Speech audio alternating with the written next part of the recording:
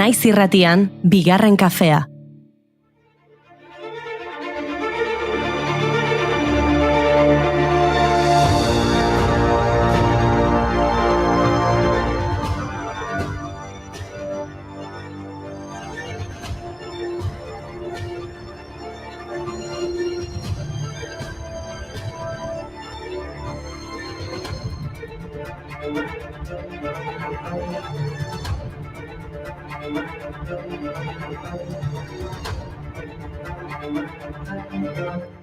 Egunon, kafe makina prest, baina ez da giro. Zerua oso deitxu egongo da gaur eta zaparrada batzuk egingo ditu. Hori jakin dugu atzo giro eguzkitsua izan genuen bai, baina gaur temperaturak jaitsi egingo direla esan berri digu Iker Ibarluze Amuruak. Triste, giroa beraz, uste dut urtero gertatzen dela. Martxoak 11ak badu hori, ez dela egun atsegina.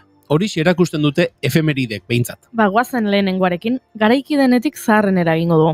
Hona hemen, 2020ko martxoaren 11an gertatu zena.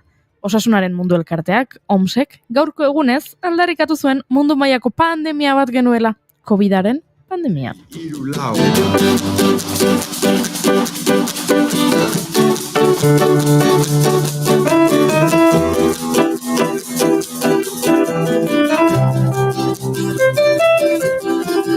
Zapaltzeko gela, eman zazu hidrogela. Eskuak sentitzen dut, gastatuta bezala. Segurtasun distantzia mantendu, temperaturak egokia ematen du. Zenbat banaketa eta zenbat isolamendu. Ze kantu tzarra osatu denuen, Katoliko apostolikoa, bihurtu da gel hidroalkoholikoa. Alkohole. Amatxo maitia. Ikaragarria. Bueno, zuen behimenarekin, nik 2011ara joko dut. Urte hartako martxoaren 11an, istripu nuklearra gertatu zen Fukushiman, Japonian. Kostaldean lurrikara handi batek eragindako tsunamia garrapatuta, Fukushima bat zentral nuklearreko 4 erreaktoren hozte sistemek utzi egin eta 3 lehertu egin ziren. Txernobileko istripuaren ondorengo hondamendi nuklear handiena izan da. Tokio hiriburua ebakuatzeko zorian ipini zuen eta kutsadura radioaktibo handia zabaldu inguruko lurretan bezala airean eta ozeanako uretan. Etengabeko kalteen, min fisiko eta psikikoaren, gaixotasun eta heriotzaren, joan etorrien, familia banatzearen eta demanda ezetxi edo galduen historiak sarri ama japoniar desesperatuek kontatzen dituzte. Ibakusha berriak dira. Alarma hotxa ematen dute, baina ez ikusiak izatera kondenatuta daude.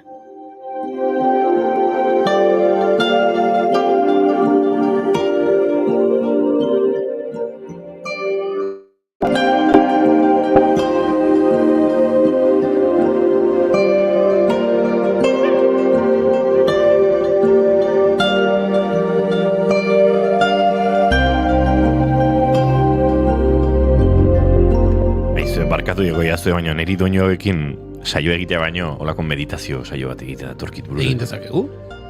Egin dezakegu, meditazio gidatua. Oso modan daude, puripurian daude Spotify bezala plataformetan. Hartu arnasa sakon eta bilatu zure gorputza lurreruntz luzatuko duen adar hori. Zoaz, lurzoruko geruzak zeharkatzen, kosmosa topatzeraino. Motel eta sakon.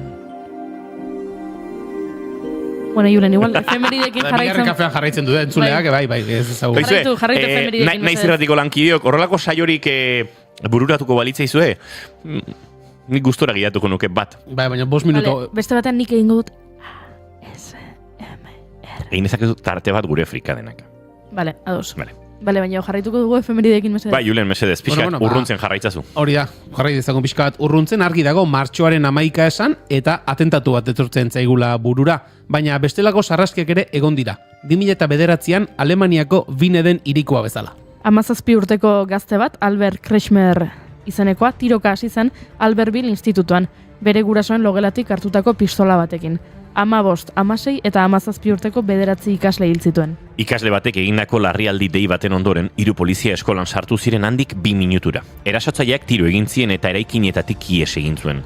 Guztira, 12 pertsona hil zituen eskolan eta biktima gehienak emakumezkoak ziren. batzuen ustetan emakumeak ziren bere helburu espezifikoa. Handik ihes eginda lorezain bat hil zuen. Kotxe denda batera joan zen ondoren eta han saltzailea eta bezero bat hil zituen. Azkenean bere buruaz beste egin zuen.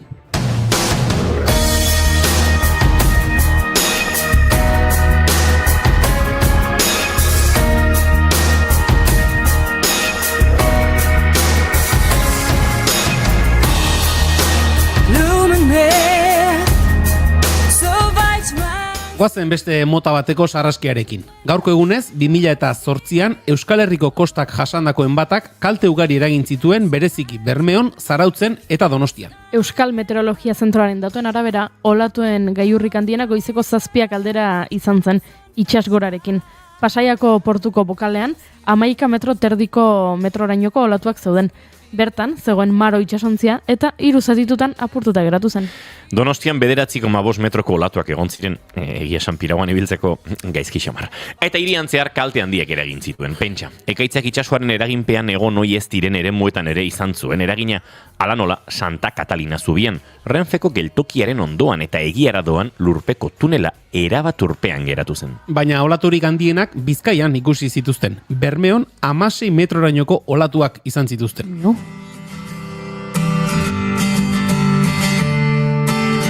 Patuaren eraginez, egur eta olfinez. Patuaren eraginez, egur eta olfinez. Partitzeko mundu minez, zeari putz eginez. Triste dago lurrosoa, talurko eta itxasoa. Segi kantatzen goi. Ez. Eta nola ez, 2004ko martxoaren 11 gaur 21 urte betetzen dira Alkaedaren Madrilgo atentatutik. Egun hartan lautrenetan lehergailuak jarri zituzten. 183 pertsona hil eta 2000 zauritu eragin. Espainiaren historiako atentaturik larrienean. Goizeko 7:36 eta 7:40 artean, trenen erabileran puntako orduan, 10 leherketa gertatu ziren ia aldi berean Madrilgo lautrenetan. Ikasleak, lanera zihoazen pertsonak, trenetako langileak, erosketak egiteko tren hartu zutenak, adin eta jatorri askotariko biktimak. Atentatu hark dena aldatu zuen. Aldatu ziren biktimen eta haien ingurukoen bizitzak, aldatu ziren garraio publikoetako segurtasun neurriak, eta aldatu zen Espainiako testuinguru politikoa. Martxoak 11ak Aznarren gobernua ere itxi zuen. El valor de cruzar el vagón y preguntarte quién eres. Te sientas enfrente y ni te imaginas que llevo por ti mi falda más bonita, y al verte lanzar un bostezo al cristal se inundan mis pupilas. De pronto me miras, te miro y suspiras, yo cierro los ojos. Hauteskunde orokorren hurbiltasunak guztiz baldintzatu zuen egoera. Atentatuak gertatu eta 72 ordura izango baitziren. Inkesta guztiek zioten Jose Maria Aznarren Pepek irabaziko zituela berriro. Baina atentatuek hori hankaz gora jartzezaketen. Espainiako gobernuko ordungo presidentea beldurtzen, eraso jihadista bat izan bazen, agian lotura edokiko zuela Irakeko gerran esku hartzeko erabakiarekin eta martxan jarri zuen gezurraren makinaria. Etari egotzi behar zitzaion. Gerora jakin genuen, presidenteak berak deitu ziela Espainiako komunikabide nagusietako zuzendariei atentatuen atzean eta zegoela pertsonalki jakinarazteko, baina hurrengo egunean argi geratu zen. Etak garara deitzen du, telefonoaren beste aldean dagoen pertsonak argi uzten du. Etak ez du inolako erantzukizunik atzoko atentatuekin. Egun hartako deitutako manifestazioek lelo zaldatu zuten. Kaleetan egia jakin nahi dugu oihukatzen hasi zen jendea. Non galtzen da orion, zure mapa galaktikoan, dena prestau agurra zalantza. eta egia. Hauek entzunda egia da, martxoak 11ak ez duela festarako asko ematen, baina tira saiatuko gara gaurko giroa nolabait altxatzen. Gure gonbidatuekin lortuko dugu ziur. Manix Balerdi Begiristain eta Iñaki Altuna Galparsoro etorriko dira Trail Buildinga zer den azaltzera. Eta Maialen Telabidek enekaz hitz egingo digu Nikolai Kapustin, jaza Sobietar Batasuna kontu asko menditu guretzako. Eta Ramadana barrutik ezagutuko dugu. Badakizue, islama jarraitzen dutenek eguzki ateratzen denetik sartu arte baraualdia egiten dutela hilabete honetan. Eta atzoen beste gai izan genituen, ezin izan genuela telesail eta pelikulen gomendio zerrenda egin. Ea gaur tokia egiten diegun. Ikusiko dugu. Entzuleok martxoak 11 ditu gaur, eta asteartea da, ongi etorri guztioi bigarren kafera, naiz irratian zarete.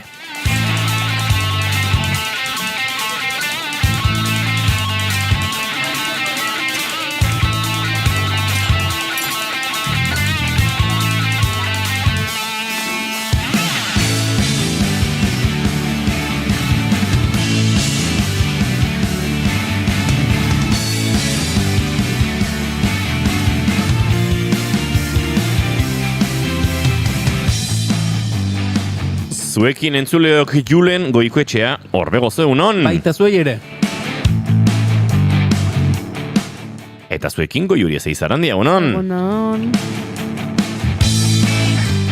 Izketan ari zaizuen hau Inigo Asensio Lurbide gaur bigarren kafeak 938 garrena du. Goizak 10 eta 17 minutu. Martxoak 11 gu 3 urrengo 2 orduetan, zuekin bat egiteko asmotan ongitorri. Naiz irratian zarete bigarren kafean.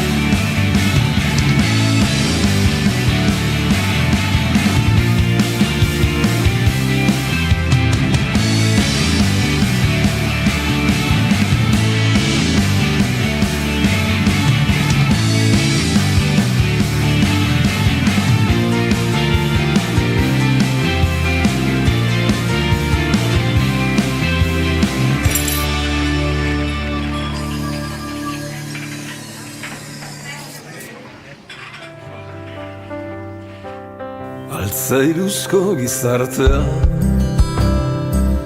aterpean ziur sandu arrakalarik ez gure baita harimakaten motzeko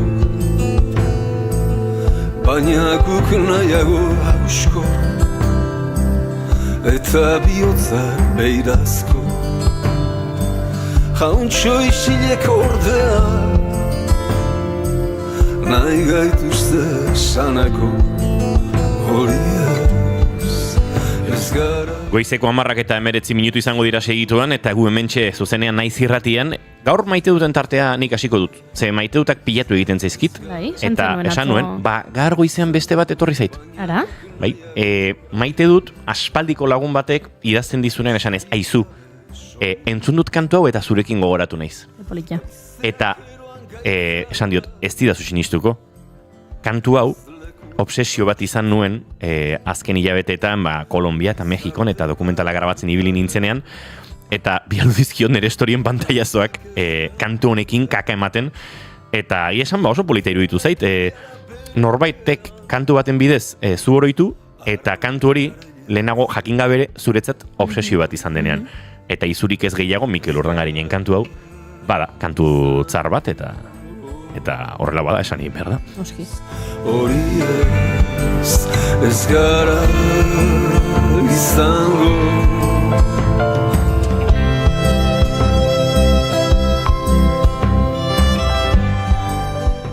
Baina maite dut gehiago ere baditugu. Bueno, Gorkak ere esan digu, ez? Bere maite dut adala atzo legazpin grabaketa bat egin zula eta loak taldea ezagutu zuela. Aizu, zorioneko zu.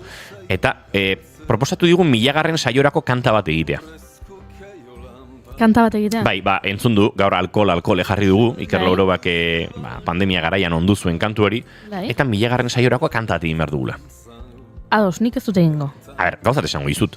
Beste gauza bat, talentu musikala, irratsaio honetan. Gartxo Tunsain, Bai, Eire Maia, bai, Pablo Zurutuza, Julen Goikoetxea, bai. Inigo Asensio, Maialen Tellabide. Maialen Tellabide, Imanol González Gurrutxaga. Imanol González Gurrutxaga. Bai, musikariak hemen karroka. Karroka. Iaia, bigarren kafearen lantaldeko kide konsidera genezaken Ander Zubillaga ere zakuan sartuko dugu. Ba, orduan, Batez ere gitarrista faltan sumatzen ari nintzelako Julen, eta esan bida. Bide batez, Ander Zubillaga laizteri izango dugu gurean, ezakitzeazki noiz hitzartu dugun berarekin hitzordua, zuzeneko diskoa kaleratuko... Zagitago esan ditek. ui, ba ez esan?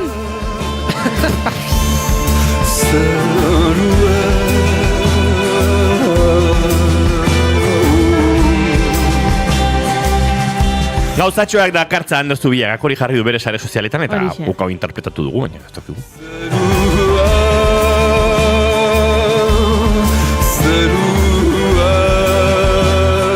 Gure dantza puntuazioak 14, Inigok Julenek 15, Goiurik 8. Ara, tamen dazkago gure gaurko lehen gonbidatuak, patxara zar dezatela. Julen Goikoetxea, zezure maite duta entzun beharko dugu Bai, nahi duzunean. bale, begira, nik maite dut, euskeraz ez daki norbaiti, euskeraz hitz batzuk erakusteko modua duzun une hori, edo ez daki nola kontatu. Iragan larun batean, jokatu zen aiztondo klasikoa, txirrendularitza proba bat da, non, Espainiatik ere taldeak etortzen diren parte hartzera, eta talde aurkezpena egiten ari ginela, barkatu, Leongo talde bateko kide batek esan zidan, aizu, gogoratu gu garela taldekako sailkapenean Espainiako kopan lider goazenak, beraz, esan tzazu hori hemen talde aurkezpenean, jende jakin dezan gu garela, eta esan nuen, bai, gazteleraz, baina euskeraz ere bai.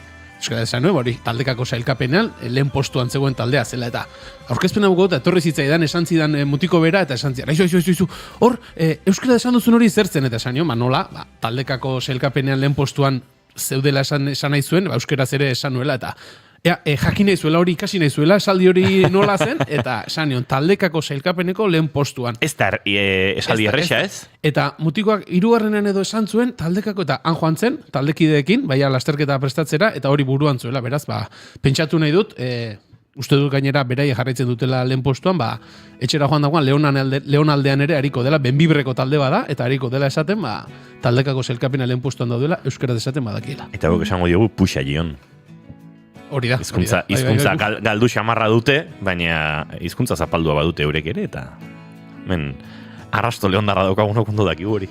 Gustora joan zen mutila behintzat. Beraz, horre balio du. Jende majoa Leonen da, ze ondo jaten da Leonen. Jarek ez du asko jaten, ikizara, ura iarra zegoen. Bueno, igual jan asko, eta erre bai, nik uste dut ziklismo egiten nuen garaitan bezain beste ez du dala inizkan, eta fin asko nengoen bai. Bizitza aldatu egiten da. Ventanas abiertas, arde una estrella entre nosotros dos. Goiuri ez aizarandi, zein da zure maite duta? Ez dakit maite duta den, baina tarte hau hartu nahi nuen pixka bat aipatzeko historiako gertakari bat. Ze gaur aipatu dugu martxoak 11 dela, eta martxoak 11 esan, eta askori behintzat burura etortzen zaigu Madrilgo atentatu ura, ezta, eta guk aipatu dugu lehentxeago ere, nola hasiera batean esan zen etaren erantzukizuna izan zela, gerora jakin genuela Al-Qaeda izan zela. Eta hori da nik nire bizitza guztian entzun dudana, ez? Nik gogoan dut, txikitan eskolan geunden, arratsaldean, osteguna zen, ingelesezko klaseak geneuzkan gero, eta han geundela hizketan, eta zein izan dute da, baina benetan eta izan da, ez, gero diote Al-Qaeda izan dela, horrela ari ginen. Eta historia hori ezagutzen nuen, baino, aitortu behar dizuet, duela urte gutxi arte, ez nuela Angel Berruetaren hilketa den berri. Ez Angelena eta ez da Kontxi Sanchizen eriotzaren berri ere. Eta orduan, aprobetxatu nahi nuen, ze gaur leku askotan entzungo duzue. Madrid, atentatua, Al-Qaeda, 183 hildako trenean, baina, nik aipatu nahi nuke, horren ondorioz, atentatu horren ondorioz, Espainiar polizia batek, Valeriano de la Peñak, eta bere semeak, hiltzutela, Angel Berrueta, Iruñako okina, eta Angelek egin zuen bakarra izan zela, uko egin ziola etari buruzko kartel bat jartzari bere dendan. Bere denda zen, bere eskubidea zuen, eta hantxe etorri zen Espainiar polizia bat bere semearekin, eta hil egin zuten, eta horren ondorioz hurrengo egunean Hernanin manifestazioa egin zutela hilketa hori salatzeko, eta giroa ilundu egin zela, eta ertzainak karga ere egin zuela, eta hantxe tentsio horren ondorioz, eta hori esaten du familiak behintzat, Kontxi Sanchizek bihotzekoa jasantzuela eta hile egin zela baita ere, eta orduan, tarte hau aprobetxatu nahi genuen, Angel Berrueta eta Kontxi Sanchiz gogoratzeko. Se tiene la violencia en vena, que necesita una canción de amor, que viaja en carretera. Crece la hierba en el primer cajón de la estación de primavera. Súbete niña que se enfría la cena, se largó besándome a traición. Súbete niña que se enfría la cena, se largó besándome a traición. Súbete niña que se enfría la cena, se largó besándome a traición. Entzuleo goizeko 11:27 minutu izango dira segituan, bagoaz gaurko gure lehen gonbidatuak aurkeztera.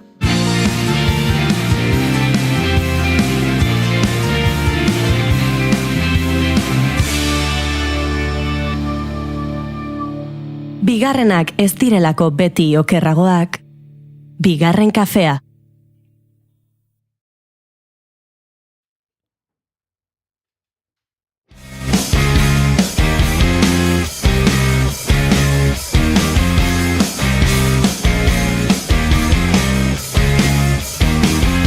Spoiler, spoiler, lapurtutakoak ez dute sekula itzuliko, ondoriorik ez duela, jakin badakitelako. Spoiler, spoiler, eszeptizismoa indartzen duen humorea, baino ez da onartuko, eta orduan bai irri egimen.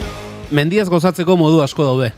Batzuk oinez ibiltzen dira, beste batzuk korrika, arkaitz eta horma tenteetan eskalatzen aritzen direnak ere badira, eta baita bizikleta hartu eta maldan gora eta bera ibiltzen direnak ere. Bizikletan ibiliz gozatze utxaz aparte, bizikletan ibiltzeko bide berriak sortu eta egokituz ere gozatzen duenik bada. Kaskatzean, pozik armi armagu eguraldiaz nola, halaxe mintzatuko da, neurri berean,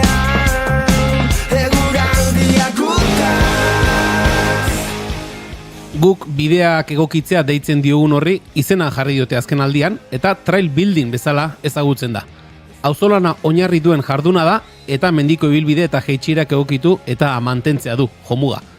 Azken aldian adibide ezberdinak ikusi ditugu, eta gaurkoan horretan diharduten lagun batzuk gonbidatu ditugu horren inguruaz hitz egiteko. Alegiako mendibizikleta zirkuitoa dezenteko sona ari da hartzen azken aldian, eta talde horretako kide diren Manes Balerdi Begiristain eta Iñaki Altuna Galparsoro gonbidatu ditugu bigarren kafera. Manes, Iñaki, egunon eta ongi etorri. Egunon, berdin. Urbildu mikrora lasai, beldurri gabe. Laster hasiko gara, trail buildingaren inguruan hizketan, baina gonbidatu guztiei bi galdera egiten dizkigu hasieran eta hoiek goiurik egingo dizkigu. Nik uste dut, kontutan izan da, bi direla, Hori da. norberak, bakoitzak bat aukeratu behar duela. Hori da. Normalean, bi galderetatik bat ematen dugu aukeran, baina bi izan da zuek, uste dut, bat eta bat. Jale, baino, beraiek erabaki behar dute. Bakoitzak zein hartu. Bakoitzak zein hartu, bale. Hau, mendian bezala, ze bide hartuko duen bakoitzak, Bale, bi galderak honakoak dira. Lehenengoa, nola gustatuko leitzaizueken, edo nola irudikatzen duzuen, zuen hileta, zuen funerala. Hoi lehenengo galdera. Eta bigarrena, norbaitek esango balu bai da, zuen bizitzari buruzko pelikula bat egingo dugu, baina pelikulan ezin dugu kontatu jaiotzatik orainera arte. Pelikula oinarrituko da soilik zuen bizitzako etapa zehatz batean. Zein etapa aukeratuko zenukete? Oiek bi galderak eta norberak erabaki izala zein erantzun. Nik hiletana, pentsatzen jarri nire hileta nola izango litzeken, baina, nahiko nuke festa bat izatea, festa bat izatea, ze nahiko tristea da hileta bat, eta nire inguruko guztik bertan egon, eta tristea izatea ez bintzat. Tristea izatea. Oso ondo. Bada kontzeptu bat, bastante errepikatzen dena galdera egiten diegunean gonbidatuei, beraz... Eta beti diogu, zerpentsa manbarko ligukena, ze orokorrean, gure hiletak ez dira gure entrevistatuek, amesten duten, edo nahiko luketen horrekin bat ere antzi dutenak. Bai. Era bat, hileta joera triste, lizkoi, eta... Bai. Zerbait egin Beraz, festa gehiago nahi dugu. Bale, eta pelikularena? Bueno, pelikulana... Urbildu mikro rebeldurea. Zer esango nizuke? Gaztealdiko, izango nuke. Lanen hasi, eta aurrenengo diruk irabazi, eta aurrenengo parranda baik, diru botxiko betekin. Dirua kallejeros bat igual izango litzeke, izango litzeke, baina... Horreko zerbait. Vale, oso ondo. Hoi urte aldeko garai hortan. Vale, orduan argi dago gure gorko gomiatuei festa eta parranda gustatzen zaiela, Bai, bereik esan dute, guk ez dugu, beraien ahotik atera den kontua da, guk ez dugu inongo interpretaziorik. Vale, baina galdera serioak ere badituzu. Bai. Parrandatik urrun xabar daudenak. Bueno, ados. Gero esango dizu zergatik egingo dugun lotura. Vale. Mane, Iñaki, esan dugu, azken aldian, modan jarri den kontzeptu bat dela trail buildinga, baina trail building deitu aurretik ere, zuek zerorrek, jada denbora badara mazue, mendian, bizikletan ibiltzeko bideak egokitzen. Ja, amabos bat urte izango di, gu pixkat hasi ginela, alegiko bertako mendin, bizikletan ibiltzeko gehien bat bidetxurrak iten.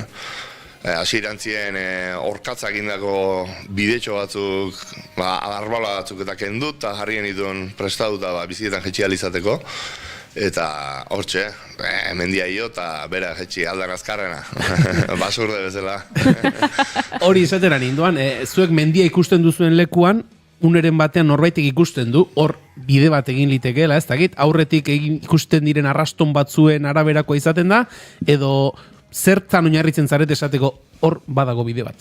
Bueno, azkenen, gu jutegean basoa sartzegean bezala ja ikusten hastegea, oain gehoz da gehiago gaina, hemen diken bizikletan gestea badao. Orduan, lehenea azkenentzan beti bizikleta gustatu izan duzaigu, eta hoxe, Manesek esan duen bezala, orkatz bidek, animalik iteitun bideoitan, beti ikustea leku ona ibiltzeuela animalik, azkenen beak ekomodo ibiltzeko, eta gu pixkat, hoxe garbitzen hasi geha, eta azkenen, bide politxo batzuk bat zaizkigu, eta hortantxe gozatzen dugu. Eta gero, garai bateko bidek, animalikin ez ditun bidek, rekuperatu indie, o azkenen oike aprobetxatu indie, eta hortik Ez, eta esaten una, askotan mendiak basoa jungea alkarrekin, eta azkenen imaginatu iten dezu, bide bat nun atako zen duken, eta gero zer esan handi eman digu, goizen mendin izan arratsaten itziten, politxe izango, bai, o ez, o... Bai, zea politia da, basoan galduta askotan, sasitarten, eta mendigu eta politiekin izan ditegola, eta leku politiek ezauture bai, errekazulok, eta bai. Pentsatzen dut, zuk esan duzu ja 10 urtetik gora badirela, horretan hasi zinetenen, lehenagotik ere, beste leku batzutan, ikusiko zen dituzten, bideak bazirela, esan dut, Pirineoetan egongo dira biziletarako lekuak, ona ekartzeko ideia hori, esan nahi dut, lehen ere mendi biziletan ibiliko zineten, nagaso pistetan eta abar, baina jeitxieren kontu hori, arrori nondik sortu zitzaizuen zuei? Non sartu zitzaizuen barruan, arrori? Hombre, bai, hasierako gu umetatik ibili bizikletan, eta beti pixka, astona iten, gure etxen ala esate zuen, eskaira jetxi eta bizikleta beti kristo egin da. Eta gero mendialdeko bai, umetan mendia jute ginen beti ibitzea, ez zeon gu garreunen danen bidetxu restui-etan kurru askokin ibiltzeko ohitura hori ez zeon, eta bai ikusi gendun bideon bat, Kanadako bideon batetik, eta hortiken sortu zen pixkat, eta zuk esan ez duen zela, Pirineotan ja hasita zeon martxa bastante handie. Hain zan aurrenengo zentro betete referentea izan zena Espainin, eta jute ginen area ikustea, eta ibiltzea, eta handiken ideia izan zen. Gero azkenen karrerak eta izate olako lekutan, hemen oain dala gutxi arte ez di inguruotan egon noin beste karrera eta zea, eta horrek esatezu, hemen olako leku daude, zati ez dugu guk pixkat gure gana gertuatzen, Eta horrek iteizuna da, bueno, entrenamentu gisa bezala, urrengo karrera mateako, juteko, eta azkenen, haulaxe hasita, hemen azkenen ingurun, geota bide gehiago iteie, eta geota movimendu gehiago da. Orain modan jarri den zerbait da, zuk esaten zuen, gero eta bide gehiago daude, gero eta leku gehiagotan daude, hasiera hartan duela, ez dakit, dozena bat urte horrela, bideak egite hori nola zegoen ikusten esan duzu, mendian egiten dituzuela bideak, mendi hori ez dakit, publikoak izaten diren, terreno pribatuak diren, nik badu lagun bat esaten duena, bere filosofia dela, hobea dela barkamena eskatzea, baimena eskatzea baino. Ez dakit zuek ere hasiera hartan horrela ibilizineten edo nola zen hasieran, ondo ikusia zegoen horrelako bideak mendian egitea eta? Hombre, gure hasierare izan zen, baimena eskatu gabe. Barkamena eskatzeko esperantzakin, barkatuko digulan esperantzakin, eta idea handi gabe hasi ginen. Zen mendiak hon, eta alei herri ondoko mendi baten, hasi ginen, hortxe. Hasieran ez dara lan handie, zan paso batin, eta ibili. Eta gero pixkat aurrerago hasi ginen ja, kurruak hobetzen, bere aldapak, peraltea ditze zaion, kurbak hobeto hartzeko, akondizionatzen, biziketan hobeto jeisteko. Eta, esan Iñaki? Gero erresa ez da izan, bideoik eta itea adibidez, zeatik terreno zalek, hoi etzaile gustatzen, hasieran herriko jendentzako indako bidek izan ziren, 4-5 laun ibiltzeko bidek izan ziren, baina azkenen kontue zabaldu itea, geota jende gehiago azaltzen hastea, eta ez da izaten horren erresa bidekin, eta gauzek ondo mantentzea, inungo jaleoik euki gabe. Nun baitetiken etortzea dauke, gustatzen zaiolako, zatik gui gustatzen zaigu bizikletan ibiltzea, baina beste bati bere terrenon sartzea olako gozetan, egotei olako iskanbila txiki batzu bintzat. Eta, barkamen galdera hortik hasia, guri bintzat ez zaigu tokatu barkamena eskatu behar izatea, beste aldetik tokatu zaigu, momentun udaletxen zeuden, aginpen zeudenak, etorri zaizkigun esanez, ikuste zuela movimentu handi zehola, eta bideoik mendiko proiektu guri handi gatzen zaio erdien, baina proiektu hortan sartzea, momentun zeuden mendiko biziketako bi bide. Eta guregatik aurre izan zen, barkamen eskatu barrika zinorri, eta aurrea juntzan, eta esan, Gipuzko mailan, nik uste, lehenengo izan ziren, bidek legalizatzen, bai. Jeitxiera horietan, gure entzuletako batzuk jakingo dute, beste batzuk akaso ez, egiten dituzu aipatu duzu, biurgunetan peralteak egin, leku batzutan eremu egokitu, salto txiki bat jarrita, teknikoki nola da, nola egokitzen da bide bat, ze lan tresna erabiltzen dira eta nola egiten duzuelan?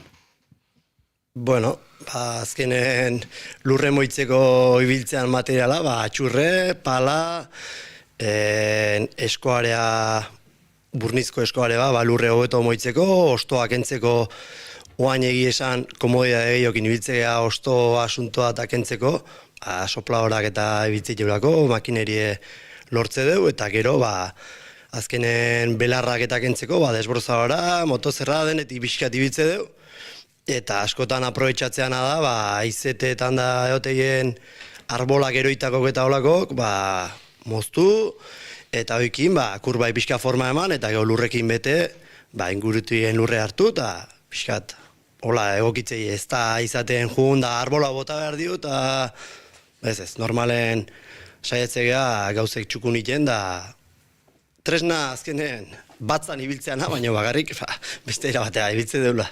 Garai baten bide egite ziten bezala, artesanala. Eskulana. Eta bidearen trazada esaten dena, nola erabakitzen da? Eremuak berak markatzen du gutxi gora bera trazada nondi joango den, edo zuen artean erabakitzen duzu, hori nork erabakitzen du?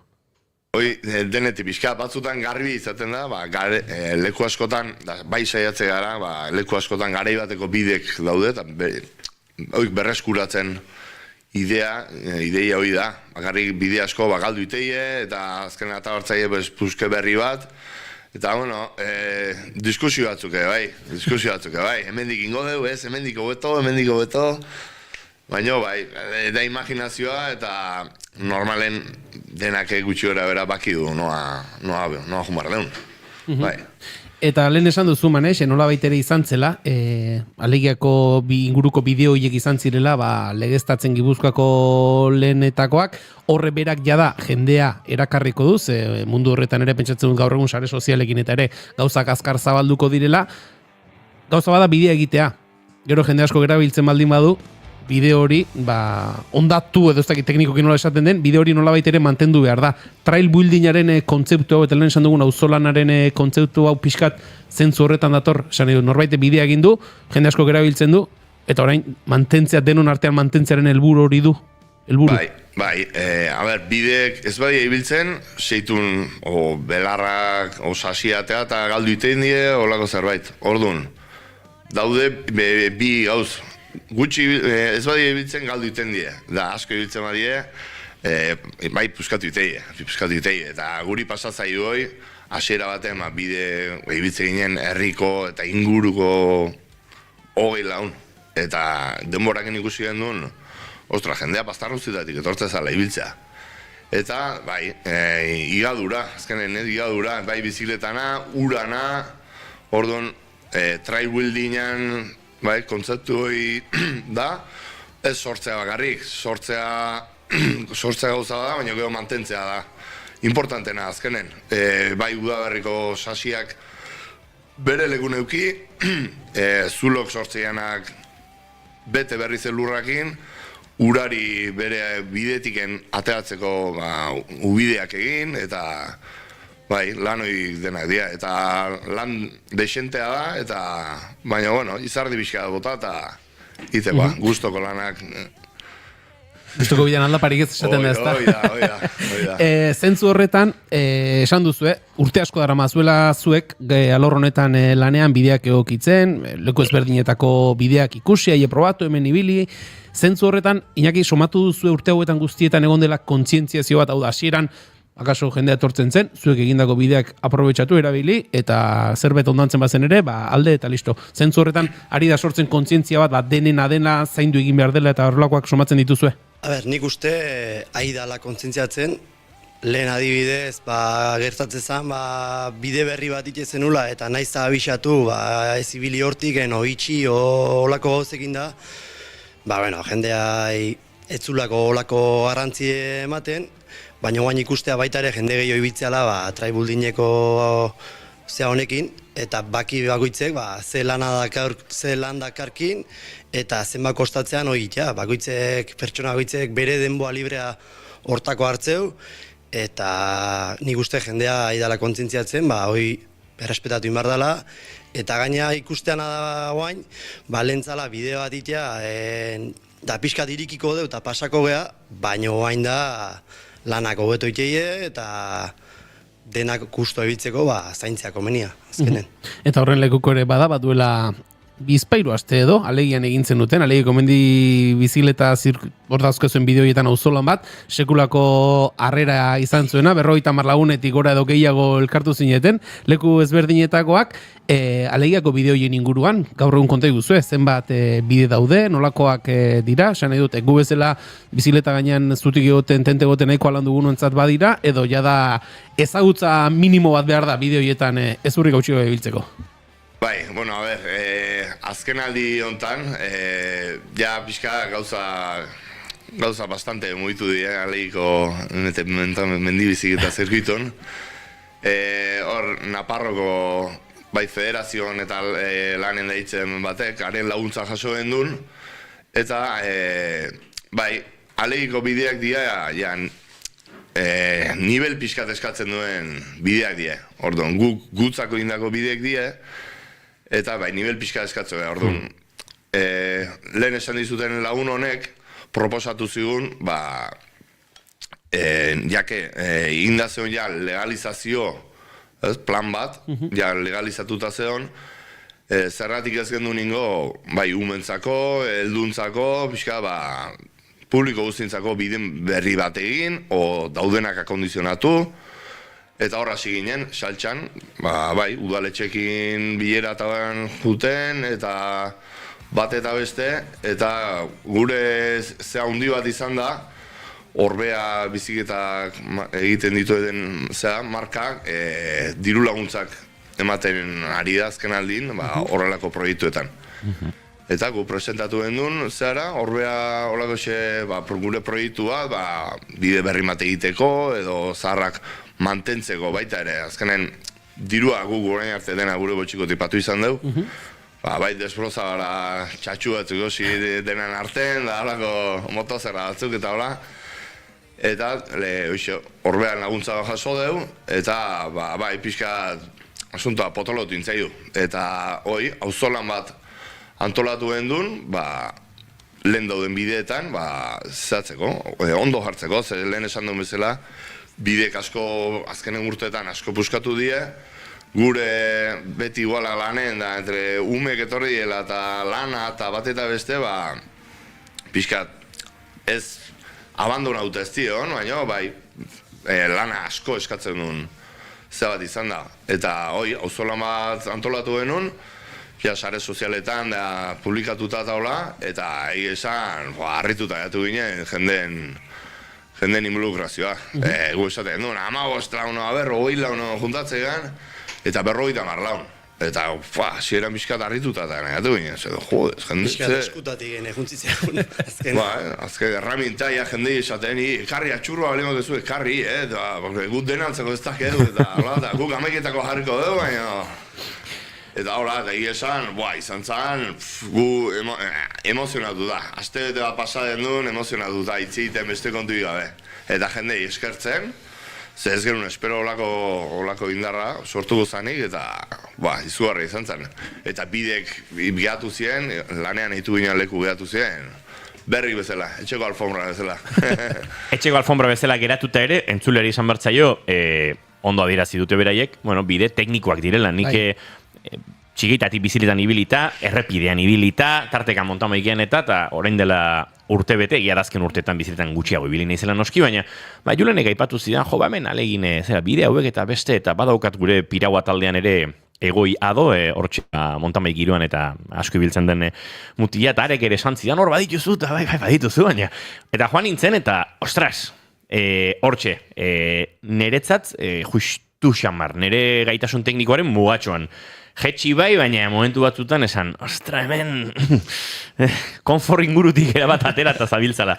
Beraz, norberak nortu behar du, ez zein den bere maila, baina badira teknikoki exigente xamarrak diren bideak, eta ez dakien norbaitek min hartzeko ere izan daitezken bideak, ez uste dut hori ere norberak nortu behar duela, baina jakin ez dela, ez dakit, pistatxo batetik horrela goxo-goxo geisteko eginako zerbait, ez? Azkenen guk nahi dena da, publiko guztintzako zabaldu, eta gero azkenen gutzako baino gehiago, ikusi behar dena da atzeti zer datorren, eta gazteek eta nahi dena da pixkat horrealdea bultzatzen jun, oaindiken horrea sartzeko igual bide zaiek die, baina eukiko balueke zerbait derrexagoa sartzeko, eta behaire pixkat darra pizteko, nik uste horrek asko launduko liukela, hor publikoa gehiago, eta... teknifikazio guztiak behar du progresibidade bat, ez? Eta maldak eta bideak bai, pixkat erresagoak, eta gutxinaka, horre, badoa ez, norbera bere segurtasunak, orekak eta... Bai, azkenen arrobia sortu behar da, gazte-gaztetatik, beste kiroletan gertatzen da bezala, hemen futbola eta pelota diez, ume guztik ibiltzen dienak, eta gure ideia hori da, azkenen udaletxekin hortan egia, gaztetatik sartu behar da mendi bizikleta pixkat, azkenen mundu guztiak bizikletan ibiltzen, umetatik denodak bizikletan ibiltzen, eta Euskal Herrin mendia daukeu asko, eta polite. Ta gertu. Orduan, hori aprobetxatu behar da. Eta esan, baso askore daude erdi ustelak, orduan, zea idea politxe da, eta gure idea principala bentsat hori da. Famili guztien umekin edo, oso helduke igual ez diegungo, baina baina bai, txikitatik hasi bizikleta pixka bultzatzen, mendi bizikleta, eta naturaz gozatzea. Mezu horretxekin geratuko gara, sare sozialetan baduzu, zuen perfila ere, Leiko mendibizileta zirkuitoa badu bere perfila, informazioa bertan badago, entzuleren batek bideoietar errimatu nahiko dalu, bortxe, legian bazurka industria gune inguru horretatik barrena bertaratu daiteke esan dugu, ez da, edo norri biltzeko moduko bideak ez dira, beraz, norberak ere arduraz joka ezala. Iñaki Maneix, eskerrik asko, zuek egiten duzuen horren nondinorakoak azaltzeagatik, eta hemendik denbora batera ere hartuko dugu, bigarren kafe bat gauza nola bazen ikusteko. Bueno, hemendik gauz bat, horbeai eta guain baita herrin laguntza batzuk eskatzen ibilia, eta eskerrik asko idenai gure proiektu bultzatzen laguntzatik. Esan da geratzen da, eskerrik asko bikote. Zuei. Asko zei.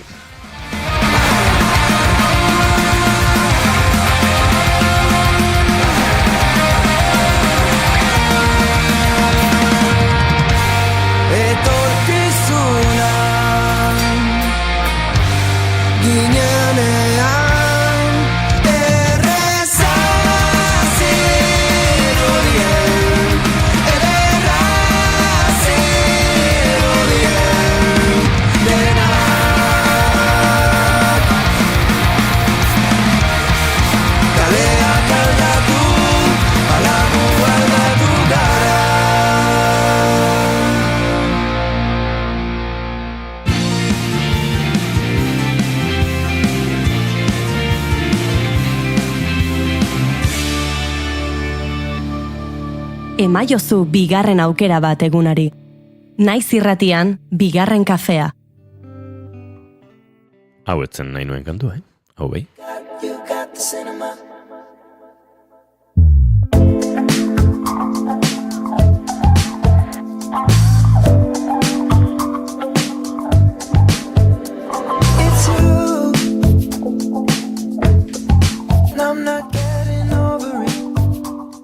Harry Stylesen zinema kantu honek erakusten digu, bagoa zela puri-purian tartean murgiltzera, eta tira, tartean behar bezala murgiltzeko, Eire Maia eta Imanol González Gurrutxaga gurekin ditu, egunon bikote? Egunon. Men Sanedrina montatu da, Zer da Sanedrina? Ai, beste garai bateko espresio bat beraz. Zer da Sanedrina? Eire bakizu zaren Sanedrina, Imanol, zer da Sanedrina? Bizitzan entzun. Ez da, Julen? Bai. Ara? Beste gari bateko di horiek. Arrakala. Bai, bueno, arrakala hundia ze Sanedrin grekera tidatorren izbada. Beraz. Bakizu eta guk ez. Hori bai. Da, zera, basta egite jakintxuen bilkura dolako zerbait. Begira. Sanedrina. Pastores oveja muerta, guain, izango litzak. Ara. Bai, Sanedrina. Euskeraz ere Sanedrin pentsatzen dut, itzuliko dugula, ez da gitu.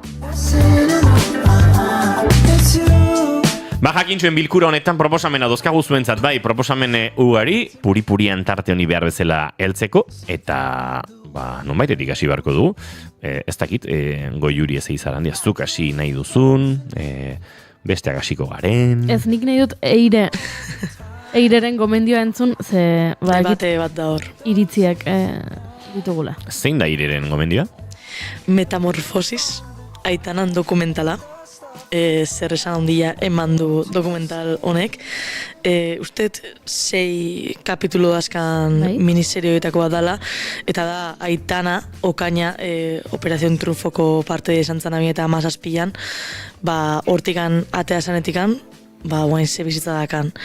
Eta bastante, hori, esan mesla zer esan handia eukiu, Twitterren da jendea nahi da komentatzen, eta aurrekoan ikusi nun oso ikan, eta hainbat iritzi askat, eta ez dakit zena analizi orokorra, baina, bueno, Chloe Wallaceek zuzendu du dokumental hau, eta, bueno, hori, Aitanan egunerokotasuna ikuste deu, Mexikoa juteala, ez dakizein berdulako, Bernabeun kontzertua eman bertzula eta horren preparazioa izugarrizko lan azala, baitare bere mental breakdown deitze zaio noetan, eta buruko, osasun mental arazoak ere bai, askotan treste ikuste deula, bere familia zautzen deu, bere manaierrak, bere bilerak, diskografikakin, hori esan bezala asko hurbiltze gaitu berena edo ala sentiaraztu bintzat dokumentala honek.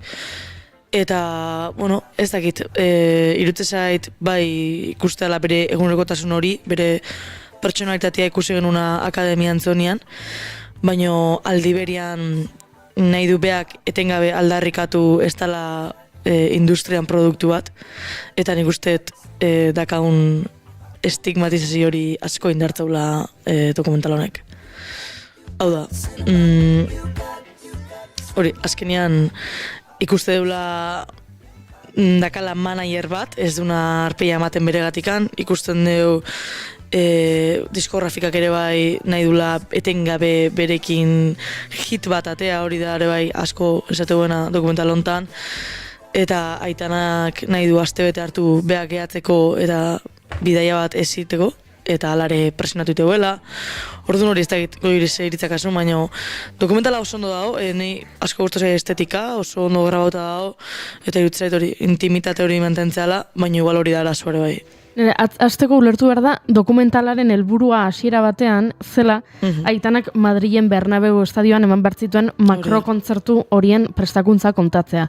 Kontzertu horiek bertan bera geratu ziren, Bernabeun orain arazo bat daukatelako dezibelioekin eta bizilagunek jarri dituzten salaketekin, eta orduan orain uste dut bigarren aldiz kantzelatu du, hori da, bigarren aldiz ere bertan bera geratu dela, eta orain momentu honetan ez direla kontzertuak egiten Bernabeu estadioan, eta orduan dokumentalak kontatu behartzuela makrokontzertu horren prestakuntza, eta nola bertan bera geratu zen, beste kutsu bat eman behar izan diote, eta nik uste dut nabaritu egiten dela, ez zela asmoa.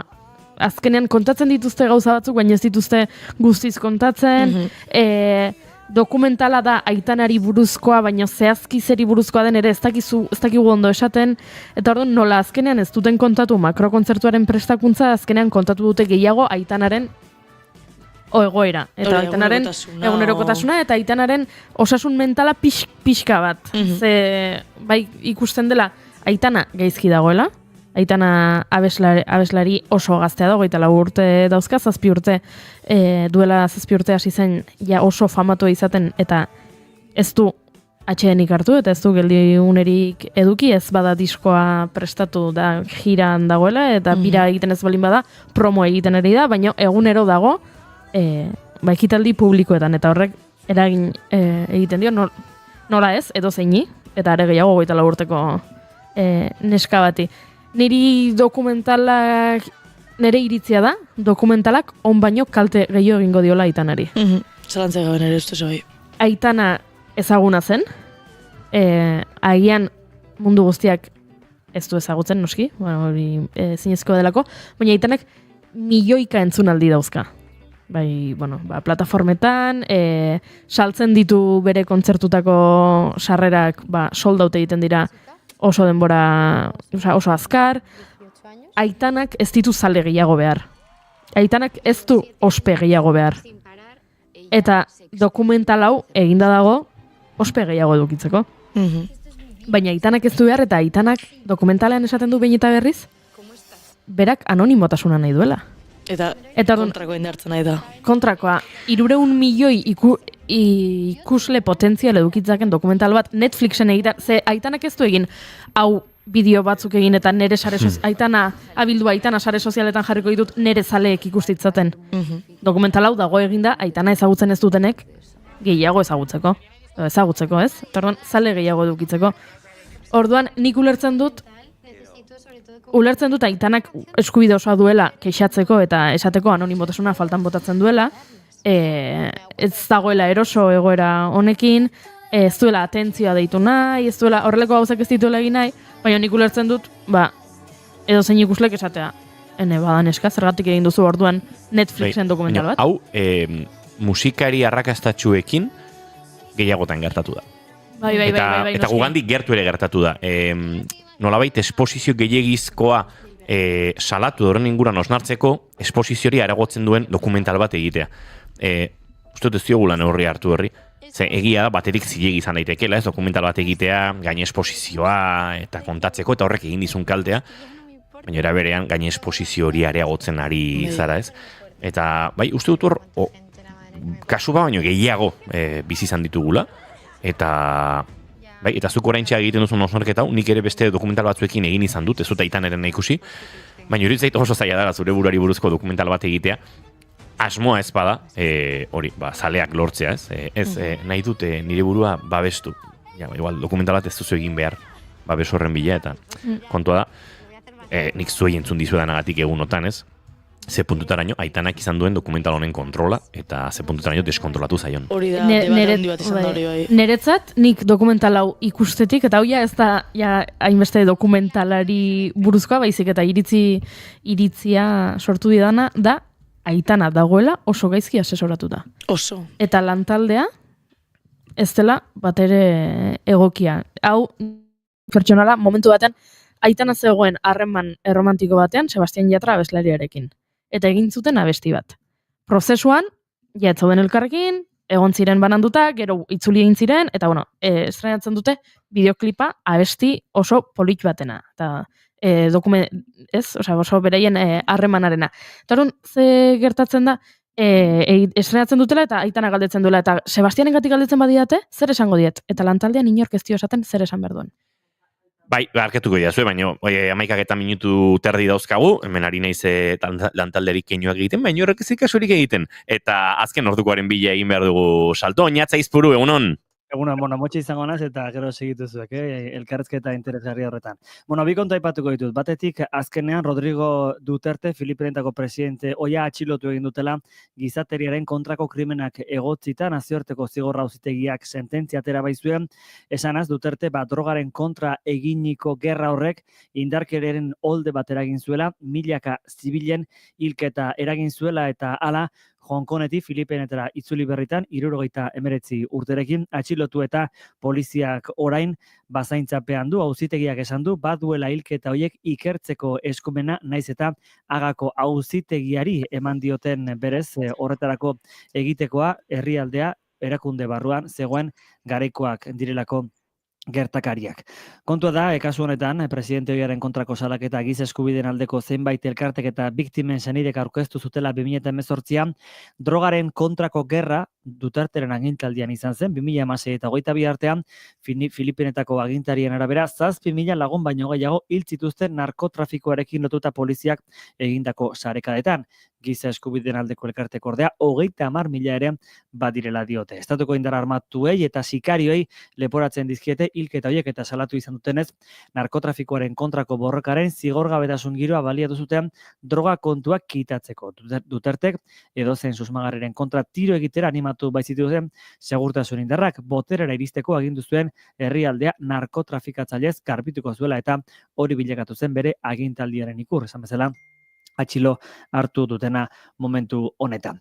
Gerrazikin ezari gara hitz egiten, giza eskubideen Euskal Herriko behatokiak eta giz egiari zor fundazio jakitera eman dute, Jose Barronebo Espainiako barne ministro izan zenaren kontrako kereila aurkeztuko dutela, Ipar Euskal Herrian errefuxiatuen aurka egindako zenbait gerra zikinen estrategia aipatuaz eta biktimak aipatuaz. Esan dutean, zen plana, alegia zona espezial norte planaren barruan egindako ekintzen eta ondorioz galen jardunaren erantzule nagusietako bat izan zela Barrio Nuevo eta gogoratu dute berak ere aitortu duela horretan parte hartu izana. Zehazki, segundo Mareiren epaiketan eta Jose Mari Larraetxea baitzeko saiakeran izandako rolaz mintzatu zen El País egunkarian eta aitortu zuen. Kereila horren berri, ostiralean emango dute pretxaurreko bidez, Edurne Bruarrek eta Bego Galdeanok hartuko dutela hitza adirazi baitute. Hauxe beraz, 11 minutu lagunok kontatzeko genuena. Eskerrik asko Oñatza Izpuru, guerdiko 12etan informazio gehiago hementxe naiz erratian eta gu bagoaz aurrera, eire hitza hoan utzi dugu eta horari ginen Aitanaren dokumentalarekin bueltaka. Aitana es una chica, le cambió su vida con 18 años. Llevo 7 años sin parar. Ella se excede en querer hacer cosas. Julen eta Ibanolerekin ari naiz. Dira behaien artean hizketan eta barrez lertzen eta elkarri begira eta urduri jartzen ari naiz. Baina da oso kurioso porque itzite dugu begira az bakarrik. Bai, telepatia. Hori da.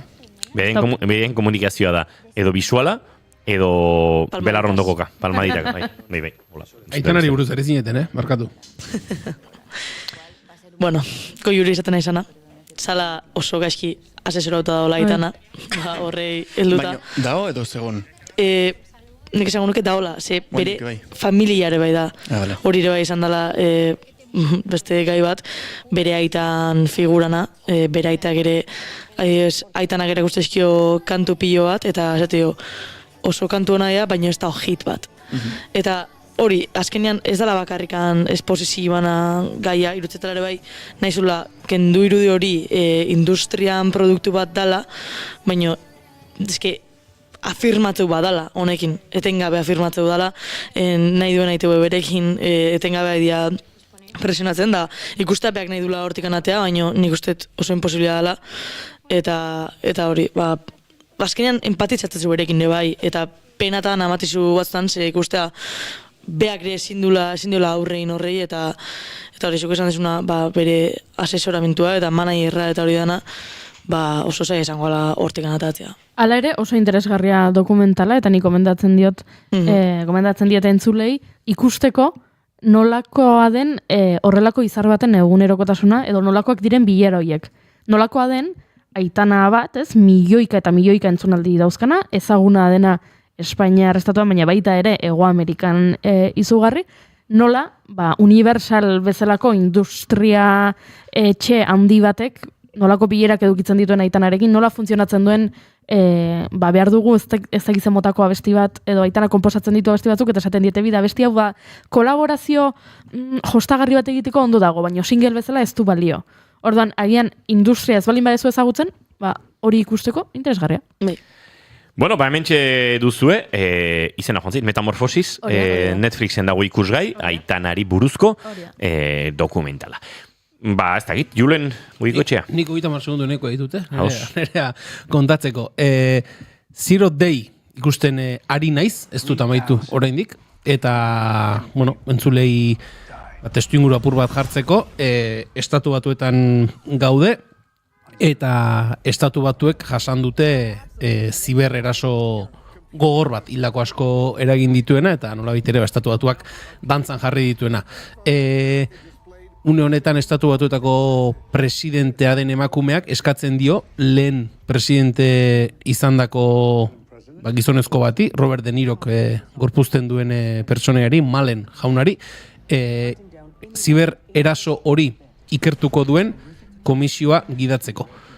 Eta komisio horren inguruan eta estatu batuetako goi politikan dauden goraberak kontatzen ditu, batzuek Errusiarri botan edite errua, beste batzuk estatu batuetatik bertatik atera dela erasoa diote, eta pixka bat horren ingurukoak argituko dira, pentsatzen dut, telesaiak aurrera eginala, Robert De Niro gorpuzten duen George Malenen goraberak ere, da adinean aurrera doan gizon badelako kontatzen dira, edo erakusten dira, telesailan, eta uste du 6 kapitulo edo horrela dituela, eta esaten dena, erraz ikusten den hoietakoa, eta esan dizuet gehiago esan, zenik ere oraindik ez dut gehiago ikusi. 81 urte ditu Robert De Nirok, trailerra ikusten bakarrik, ze aktore puxka ikusten dan, eta ze zahartzarona aktore bezala. Lehen aldia omen du telebistan. Bai, hori pentsatzen nintzen, ez dela... Duela 30 urte ume bat eduki zuen, eta orain dirua beharko du seme horrentzat. Bai, dirua, berezik, Robert De Nirok diru arazoak izango ditu, bai. Aizue, eta hemen, iruditzen zait, protagonisten artean zegoena, zela, asko aipatu dugun, The Wild Lotuseko... Connie Bryton, bai. Connie Bryton, hori da, bai, horri, beratzen ez da? Bai. Oso ondo Juri. Oso ondo inigo. Bai, baina aurreztu diazu Google bilaketa bat Connie Brytonen izenera iristeko, beraz, pustarri zuretzako ere. Bale, hortxe daukagu bigarren proposamena, Zero Day, Netflixen dago. Netflixen ikusgai dago, orain arte biak Netflixen, Goiuri, zurea baino. Prime Video. Imanoren askatuko dut. Ez dakit, gomendio guztiak egiteko denbora mango digun. Orduan nik beste egun batera. Igual gordengo dugu, Imanol zurea entzun nahi dugu. Nik azkar. Nik gomendatuko izuet gaur kontan, zinetan dagoen pelikula bat, izena hola Bermiglio. Bermiglio. Errea honekin zehazki ondo zuenuz. Eta da, pelikula oso intimista bat, oso dramatik jotako pelikula bat, oso ederra. Eta 1945 urte ingurun gertatzen den historia bat kontatzen du, eta da Bermiglio izeneko herri txiki baten gertatzen den historia bat, bertan baita ikusten dugun garaioetan nola bizi zien, nola zegoen irakaslean figura betetzezun gizonezko bat, herri guztiari erakusten ziona, irutzait kastina oso ondo daola zentzu guztitan, bai gizon honen kastina, bai bere familiko pertsona guztina, ze aurpegitan nabaritzen da, ez diela oso gaur egun, irutzait askotan argazkitan ikusten ditugunen garaibateko argazkik, edo garaibateko aurpegik nabaritzen dela hori beste garai batzutako diela eta gaur egungo pertsonok dauzkeula zeinu ezberdinagok, ez dakit modernogok, ez dakit nola daitu, baino eta irutzait pelikula honetan kastina oso garrantzitsua dela, ze bai eramaten dizu eta bai errezten dula garaioitako bidaia hori. Gero baita artea zoragarria da, argazkia baita zoragarria da, eta ez dakit irutzait enpake guzti hori oso interesgarria da. Egia da gero historia bea gustatu altzaizula gehiago edo gutxigo, ze garaioitako historio tipiko bat da.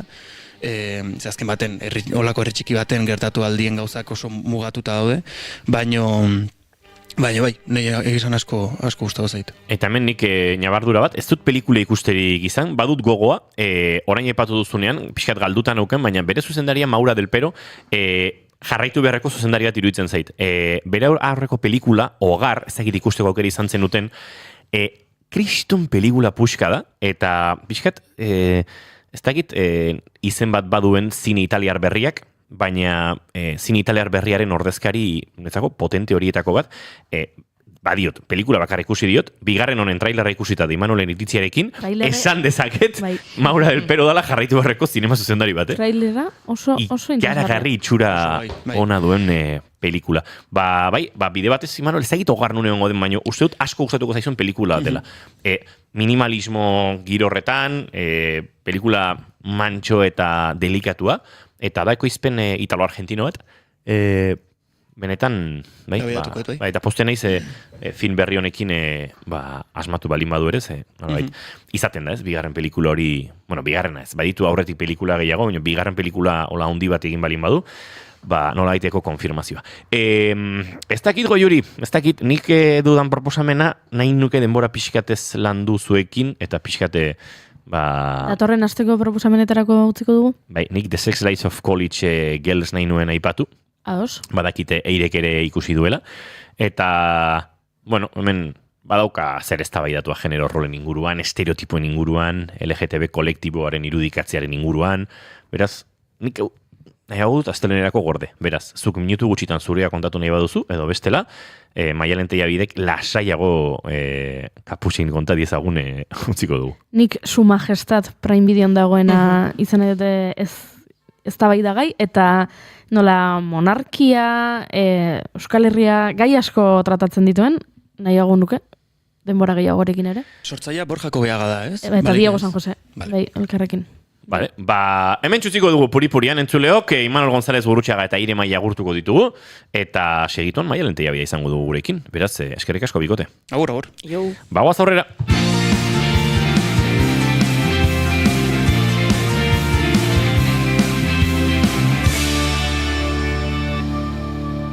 Bigarrenak ez direlako beti okerragoak, bigarren kafea.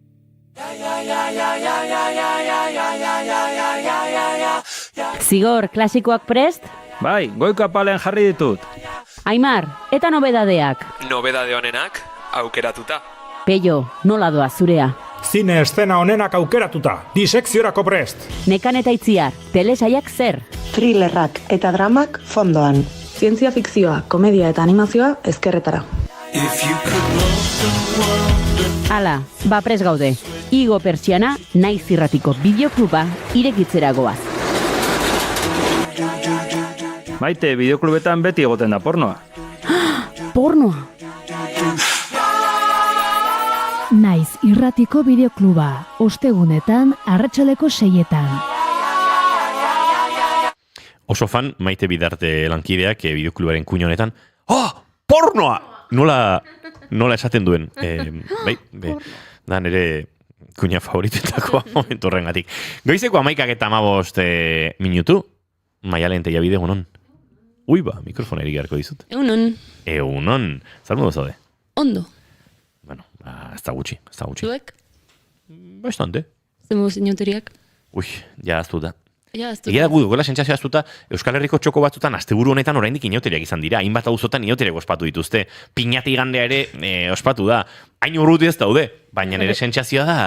Larun batean nik esan nuen, inauterien ondoren Tolosatik ies egiteko beharra daukat, eta nire lagun batekin bazkaltzeko itzordua egin nuen, eta esan zidan, nahi duzu, Tolosara joango naiz eta esan nion. Ez, joango naiz ni Donostira, Donostien bizizara, joango naiz ni Donostira, eta bazkalduko dugu, ze inauterien osteko sentsazio hone, ies egin behar diot, eta non iritsi nintzen, Riberas de Loyolara. Inauteriak? Inauteriak. Amaran inauteriak. Inauteriak. Bai, badaude hiriburuetan auzo batzutan inauteriak izan dira bai. Bueno, nik ez ditut ospatu, así que... Baina oso lasai egon naiz, Osea, ez dakat kexu txikiena ere. Ui, hau gauza raroa da. Maialen Tellabide kexurik gabe nahiko gauza berexia da. Ez da oikoena. Bueno, isildu. Mozorroen heiterra zea. Pegatzen dizu pila bat mozorroen heiterra izatea. Ez, inundik inora. Bale, ados. Txaranga desafinatuena bai. Ez, berdin dit. Ez que da gai bat... Indiferentzia sortzen dizuna. Neutroan berdin dit. Bai, neri harrapatzen diziten bitardian, berdin dit. Suitza zara inauteriekiko. Bai. Suitza zara inauteriekiko. Bueno, gaur, aspaldiko partez musika gabe hasiko gea, Kasiopea taldeakin hasi nintzanian bezala, eta jarraian entzungo deguna arreta zentzute askatzei zuet, eta baita ere aspaldiko partez pare bat galdera erantzutea. Azterketa. Aste pila handen bien galderarekin gabe. Eta bazan garaia. Lehenengo galdera erantzuteko. Ze estilotan zelkatuko zenukete, eta bigarrena ze garaitan. Dale, Inigo, maiozu.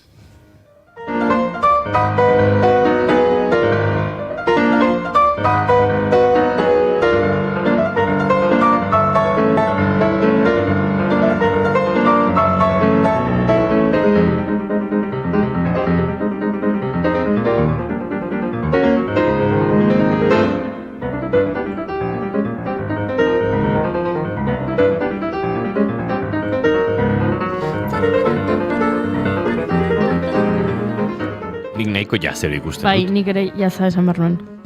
Nik pianista honen multzoan sartzen dut. Pianisten multzoan. Pianista honen multzoan. Bai, oso ona gainera. Jaza orduan? Bai, jaza. Zagit, bai. Bai, nik bai jaza esaten dut. Orduan, jaza baldin bada, zure iritzi zau improvisatuta dago?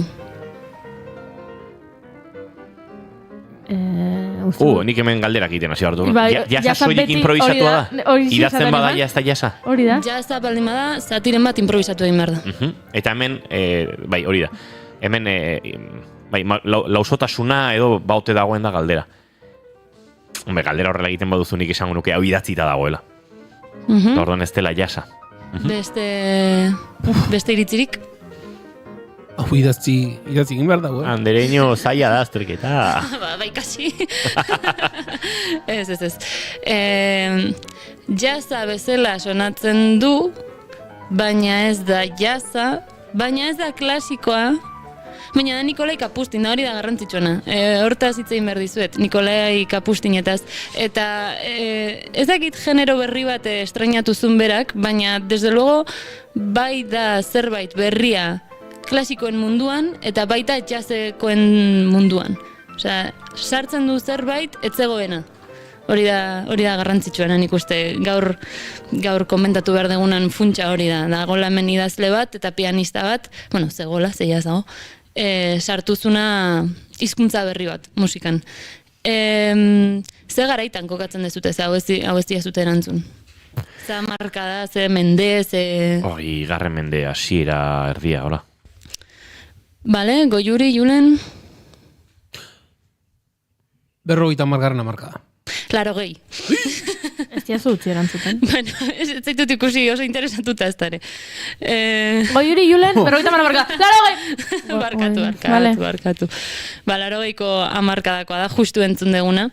Eta, jakin behar dezute, Nikolai Kapustin jaio zela 1927an. Bai? Eta...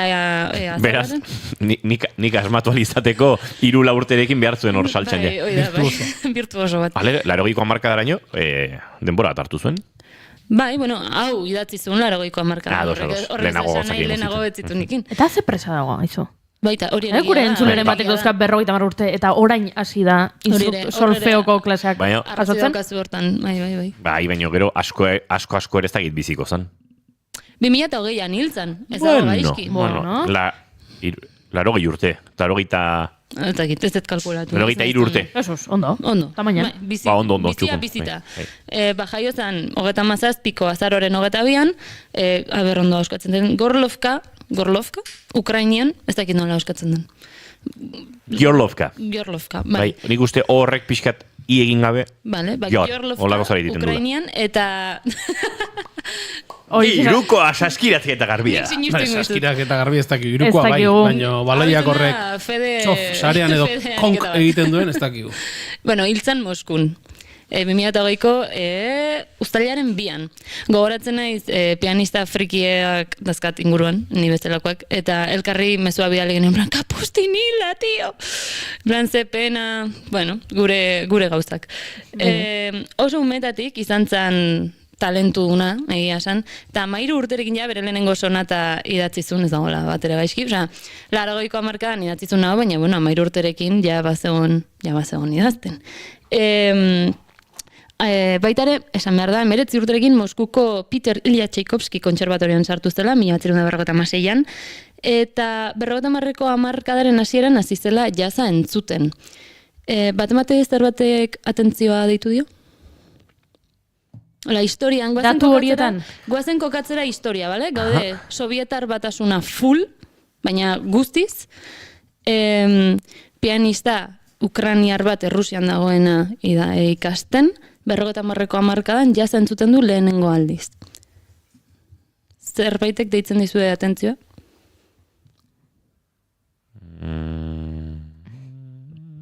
Zeren bila zabiltz. Irizuk erantzulen ez duzu erantzun da.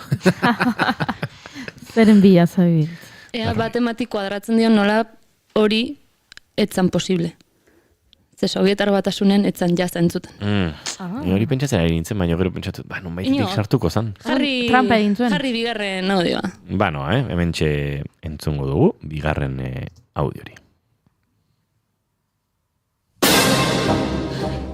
Barkatu entzuleok. Ez, ondo. Pia fuerte. Igual, zure aurikularrak ez daude inaltu, baina guretan zartako emandu.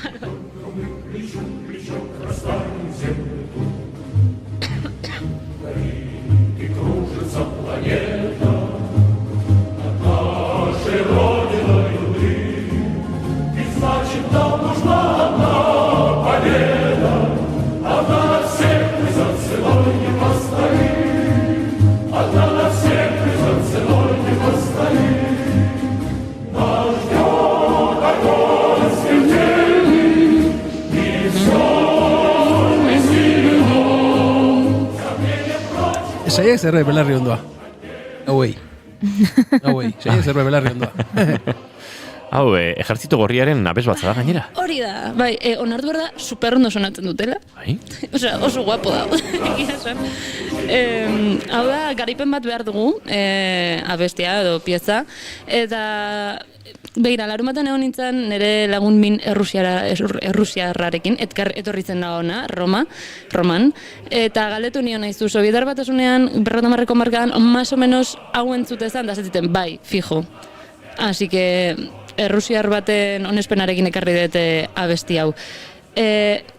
Pixka bat aztertu behar dugu, esan? Nam nuzna pobeda. Pues oso ondo. Garaipen behar dugu. Hori da. Dakizu ukraniarrarena euskera, errusiarrarena joeño. Ze ondo. Atzo, pentsa, pasanon atzo jatetxe batean afari guztia, ondoan zuen 3 hartaburu, 3 gaztetxo hartaburu, nongotarrak ziren dezifratu nahien. Eta momentu batean ukraniarrak ote ziren, baina azkenean ondorio estatu nuen Israelarrak zirela. Baina nola ondorio estatu zen? Hori piar kontatuko dut, ez dela meluzatuko naiz. Bueno, jakin behar deguna da, jazzaren eta Sovietar batasunaren arteko harremana oso korapilatxua eta oso komplexua dela. Eta saietuko naiz alik eta gehien labur biltzen, jakin behar dezute diala 4 etapa. Lehenengoa, 1917tik urriko iraultzatik 1926ra dela Stalinen iritsierara arte, gutxi gora bera, eta bagarai hontan Sovietar gizartean jarrera nahiko eklektikoa zegoen kulturarekiko, orduan aldekoak zeuden, kontrakoak zeuden, baina estatuak ez zeukan posiziorik. hau betikoa ez, jende batzui gustatzen zaie, beste batzui ez, baina estatuak ez dauka posizio finko bat jazzaren inguruan. Hori bai, baina jakin behar da kabretak itxi zituztela, halako batean, eta orduan hori zentzura modura hartu zen, baina ez zen hainbeste jazzarekiko baizik eta alkoholaren kontsumoarekiko jarrera bat izan zen, politika mota batzuk izan ziren, besterik gabe. Bigarren etapa, 1926-tik 1929 da estalinismo garai gorena eta plenoa, eta hemen bai hasten da guztia pixka bat okertzen jazarentzat. The Chocolate Kiddies da big band bat, big band bakarra lehenengoa eta azkena Sobietar Batasunean jaza egin zuena, 26an hasi zian gira bat egiten dago eta 13an bukatu zuten, eskandalu moduko bat, ez zuten eskandalurik egin, eskandalu bat zela esan zuten, eta jazta. Stalinismoaren baloren moral eta familiarren aurkako desafioa zelako jaza hori esate zuten. Eta baitare, 1929an, hau ezakit nola itzuli ondo, baina, musikari proletarioen elkarte rusiarra egin zuten, horrelako zerbait. Eta baitare, kontuan euki behar dugu hemen, bigarren mundu gerran zehar, debeko guztiak erlaxatu intziala, ze, klaro, bigarren mundu gerran zehar, estatu batuek eta Sobietar Batasunak etxai bera zeukaten, eta kolaborazio militarra egontzen hor, orduan, jaza debekatzea, eta nosologikoa, ze harremana zegoen bi kulturen artean. Hori bai, 3. etapa, dela 1945-tik 1962, debeku zorrotza ezarri zen. Diskoen baiketa eta stil-jagien persekuzioa eman zen. Stil-jagiak zian kultura korronte berriak eraman nahi zituzten gaztetxoen, horrelako tribu urbano bat, ez? Nota batzuk debekatu zituzten, erritmo batzuk debekatu zituzten, eta baita ere soinu mota batzuk. Eta hau, iruditzen zait oso kuriosoa, eta 1959an saxofoi guztien konfiskazioa gertatu. Hola! Iruditzen zait pixka graziosoa, baina oso grabe aldi benean. Pentsa, da keni jorainik etzegoen bizirik igual. Bueno, bizirik egon gozan, jotzen ez asko. Altzioten berik. Baina, saxofoien konfiskazioa gertatu zen. Papeles y dokumentazion, eta zure saxofoia, eta debekatuta. Ikusi dut, aste honetan, nola Andaluziako ez dakit ze herriko udaltzainek egin duten prentxaurrekoa erakusteko ondartzan saltzen zen boieria ilegala konfiskatu zutela. Osa, boikauak eta hola? Palmera boioak eta. Ah, bale. Bai. Izaten dira, prentxaurreko hauek, Guardia Zibilaranak, 50 kilo kokaina, 3 Kalashnikov, 50 kilo kokaina, ken laupabos kiloiek gorti galdu direnak. Aurrenekoak. Eta, horrelakoak, oieko ikoak izaten dira. Maialenek gaizki begiratu nau. Barkatu, azken 10 urtetan horrelako 100 kasu igual egon dira Espainian. Badakit. Ez da Ez da inbesterako esan dudana. Orduan irudia badakizu zein esaten dira. Horrelako bat, baina palmera boioekin. Oso graziosa dena. Eta orduan irudikatu dut hori saxofoiekin. Saxofoiak. Egun baritono, perro eta marteno. Egun da berrogeita baritono. Soprano kurboak, sopraninoak. Soprano kurboak ez ziren egon gorduan. Golpe latza terrorismo hori. Egon guztian, nik uste ino. Begiratzera ninduan, baina besteri bai, kuriosidaz. Hori, 3. etapa hau da, hori, justu perro eta bosti 62, dala Kapustin jazz musika entzuten hasi izan garaia, benetan debekatuta zegon etapa hontan. Eta, 4. etapa, 62tik aurrera, Sobietar Batasunaren politikak pixka liberalizatzen asistian, eta 62an melodia diska etxeak lehenengo jazz diska sovietarra, oza, soviet zabiezkitza juzean zehatu zana, ekoitzizana kaleratu zuen. Jazz izango zan, ez? Asarre esango zuten. Jazz! Ez dakit. Jazz, holako zerbait. Baina, lerketa musikal bat ekarri zuen honek, eta produkzio maila oso handia. Eta, kontua da, guztiarekin gertatzen den bezala, jazz nahiko eklektiko atera zuten. Entzun dezakegu inigo Oleg Lundstremen orkestra, 3. kortean.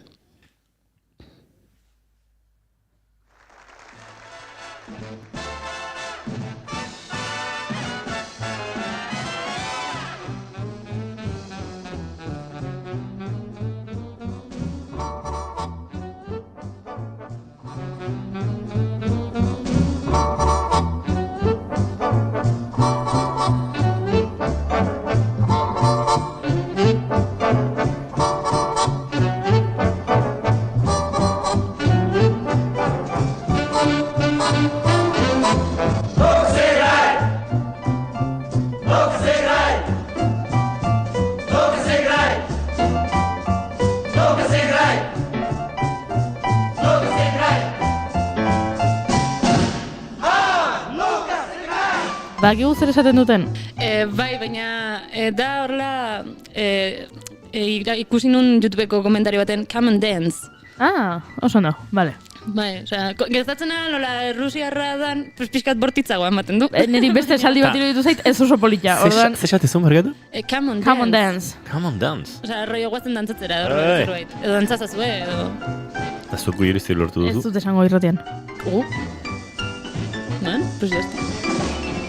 Ze zuek hau entzuten bali maizuet, nik ez bali maizuet esaten zein dan kontekstua, ze garaitan kokatzen dezute hau?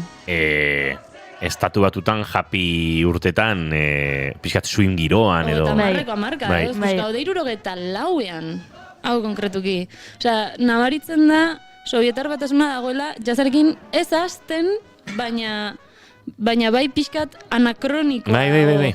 Osea, beste rollo baten daude. Hermetismoak hori dauka, gozak motelago sartzen dozela. Bai. Eta orduan, kuriosoa da, hori hau entzuta, gero baita ere esan behar da, badaude hortik gomendatzen izuet zuek jarri Oleg Lundström, eta daude oso bideo raruak, zen hasten dute mitologia rusiarra, Pedro y el Lobo eta gauza bedanak jazzarekin, eta daude hor ekoizpen batzuk antzerkiarekin eta musikariekin, eta oso raruak, baina merezi du ikustea bakarrik kuriositatez. Jotzen dagoen pianista gure Nikolai Kapustin da. Kapustin! Bai, gure Kapustin da. Eta hemen esplikatu nahi ditzuena da, Kapustinek dituen bi aurpegiak. Oain kokatu degula historian eta kulturan eta gizartean non dagoen Kapustin, jakin behar dezute klasiko virtuoso bat zela eta urte askotan zehar jazzak eman ziola jaten. Ze Oleg Lundströmen orkestrako pianista eta arreglista izan zen 11 urtez. Kontserbatorioko ikasketak egin zituen 56 eta 61 bitartean, eta urte hauetan jazz idazle eta pianista fama zeukan. Osea, klandestino rolloa zeraman, underground, eguneko egun, legearen begizorrotzetik kanpo. Eta irrati legalak entzuten zituen, entzutari esker ezagutu zuen jazza, entzun dezakegu hor laugarren klip hori. Willis Conover speaking.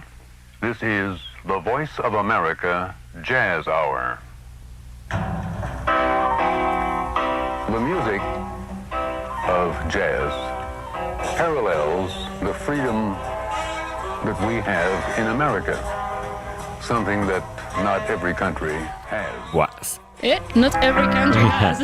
Ze gauza potentea, irrati uinek izan dutena, hainbat egoeretan kontatu dugu hau, irratiak lortzen zuela impermeabilidade hori austea nola bait, eta murgiltzea, eta jazz doinoiek lehenengoz, ez dakit 50 hamarkada bukaeran, edo antxe erregimen komunista baten barruan entzutea irrati ilegal baten bitartez, pentsatzen dut, musikari batek barruan, ze zirrara, ze... Bai, ze mugimendu, bai.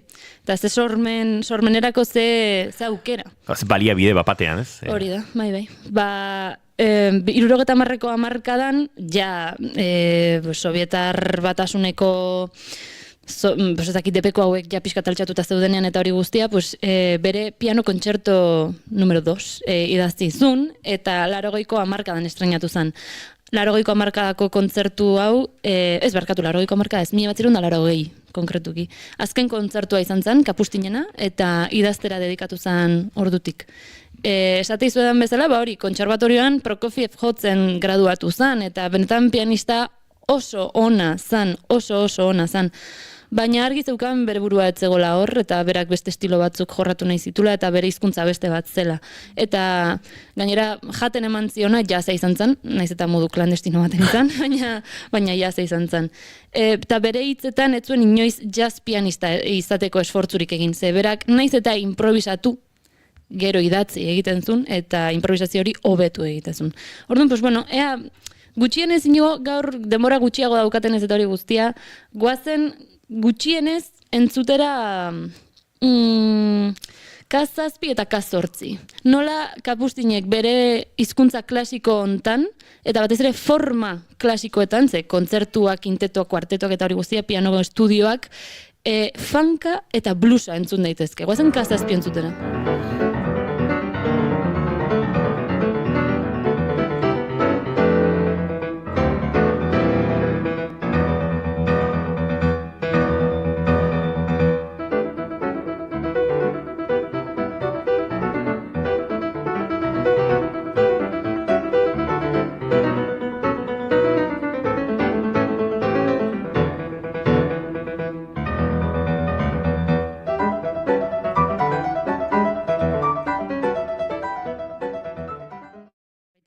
Norbaitek blues pixka bat entzun baldin badu bere bizitzan, nor bukaera hortan nola kadentzia, zan blues kadentzia bat inundik inora, hasieratik bukaerara, eta baita ere erritmikoki oso funkia, zan sormikortxeen zatiketa honekin. Eta orain entzungo deguna nik ikasitako pieza bada, asko gustatzen zait, kariño handia diot, oso zaila, kapustinen gauza danak bezala, eta nik uste hemen funkia agian gehiago entzungo ez duetela bluesa baino.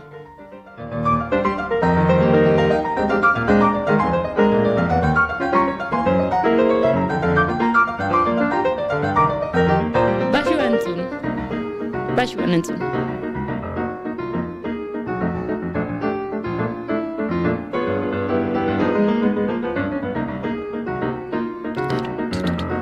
Egia.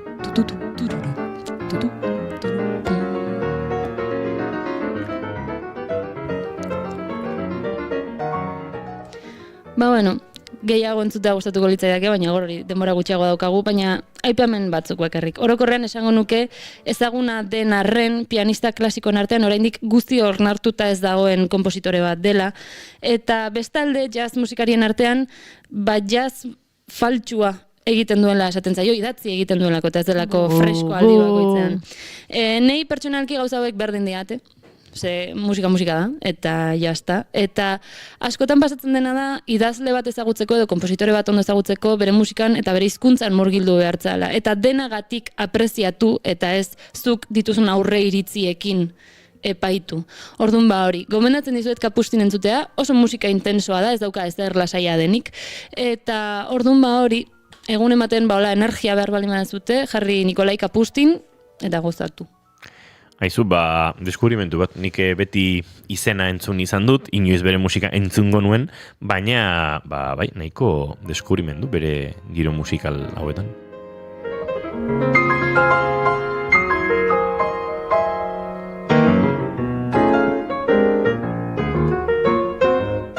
Hemen, ragtime giroan ez?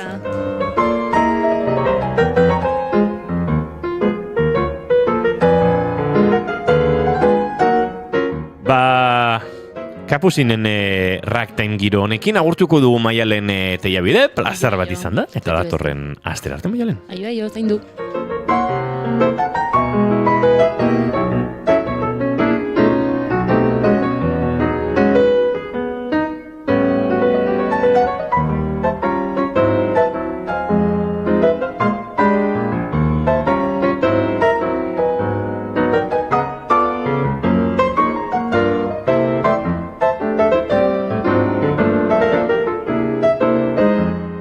Eta entzuleok aurrera egingo dugu June Romateti Bargurenek, atzo ekarri eta gaur entzungo dugun Ramadanaren inguruko erreportajea entzun eta gozatzeko. Hementxe Naiz Irratian urrengo minutuetan entzungo duguna.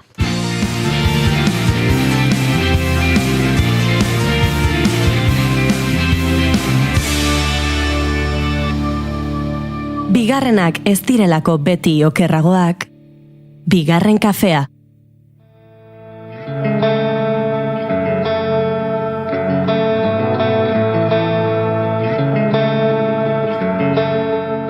Euskal Herria askotan esaten den bezala, anitza da.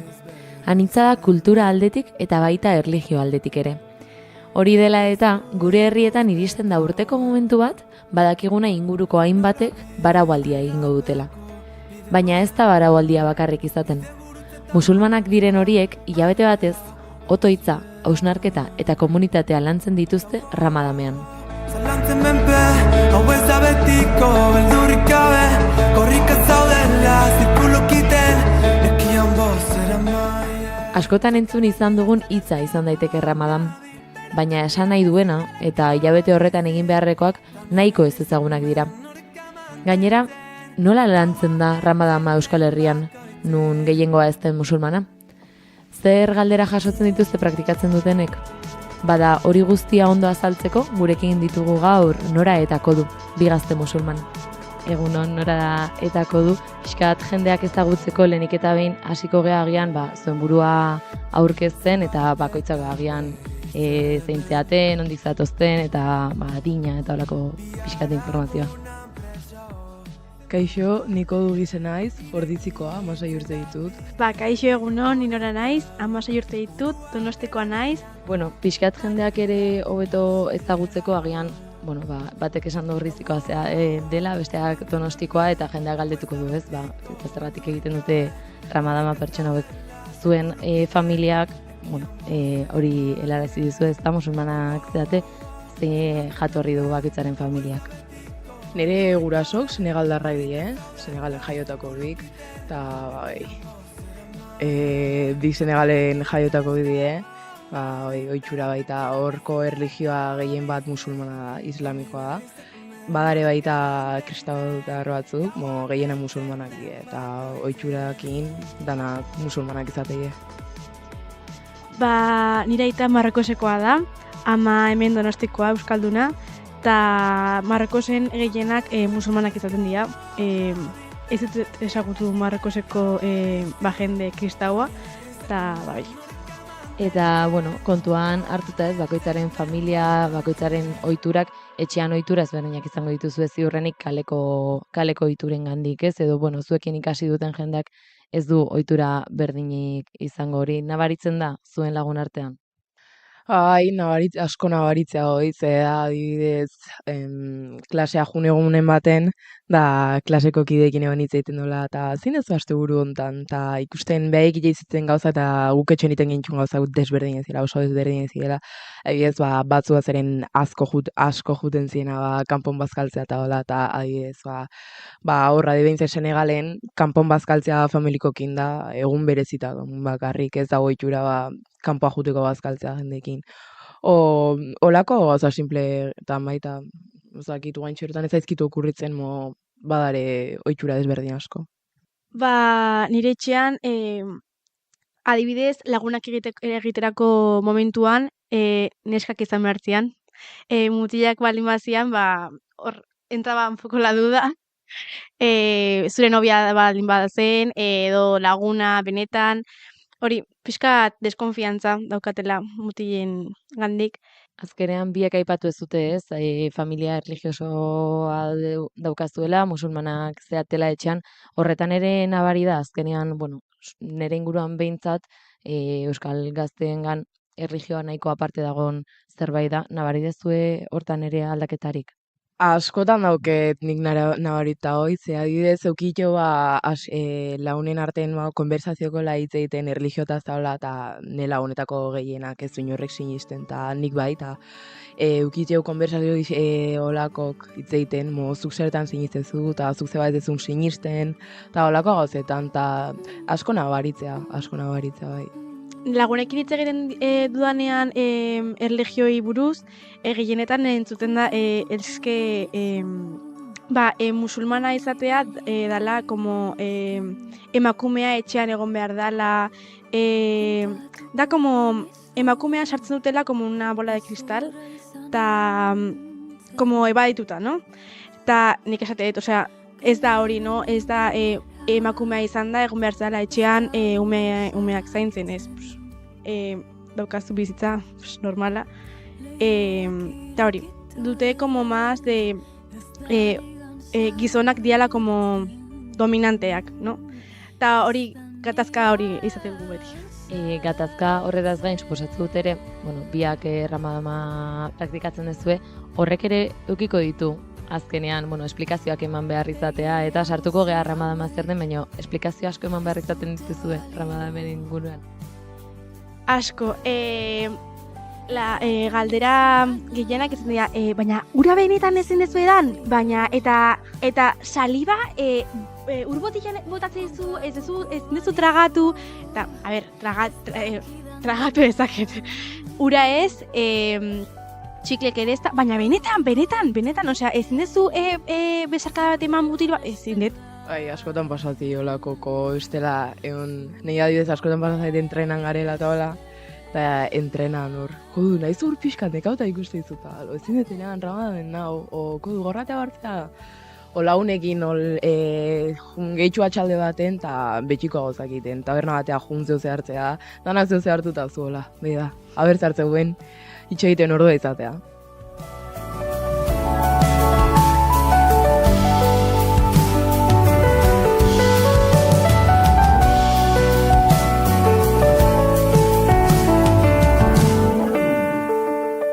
Oain bai pixka sartuko gehala ez, Ramadama bera zer den, jende asko ongo da jakin gabe zer den, edo jende askorentzat izango da jan eta edateari guzti bat, zer da Ramadama benetan?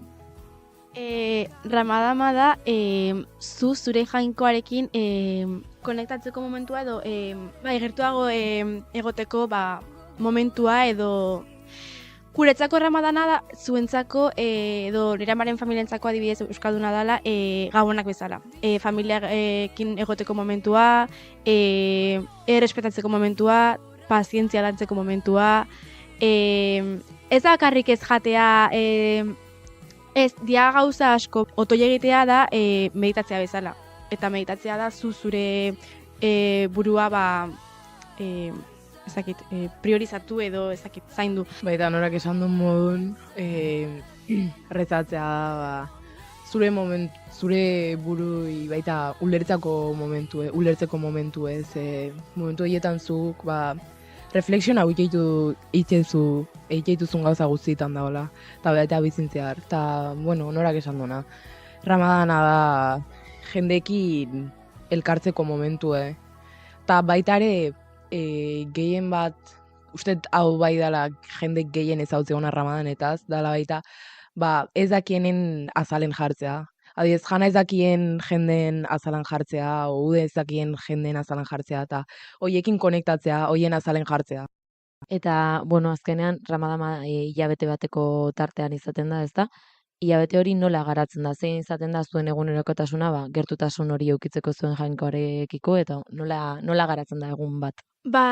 Normalean, esatzen gea eguzkia atera baino lehen, zerbait jaten dugu, dala gure gosaria bezala. Egoten gea eguzkia ateatzen danetik, eguzkia sartzen dena arte, jan, edan, eta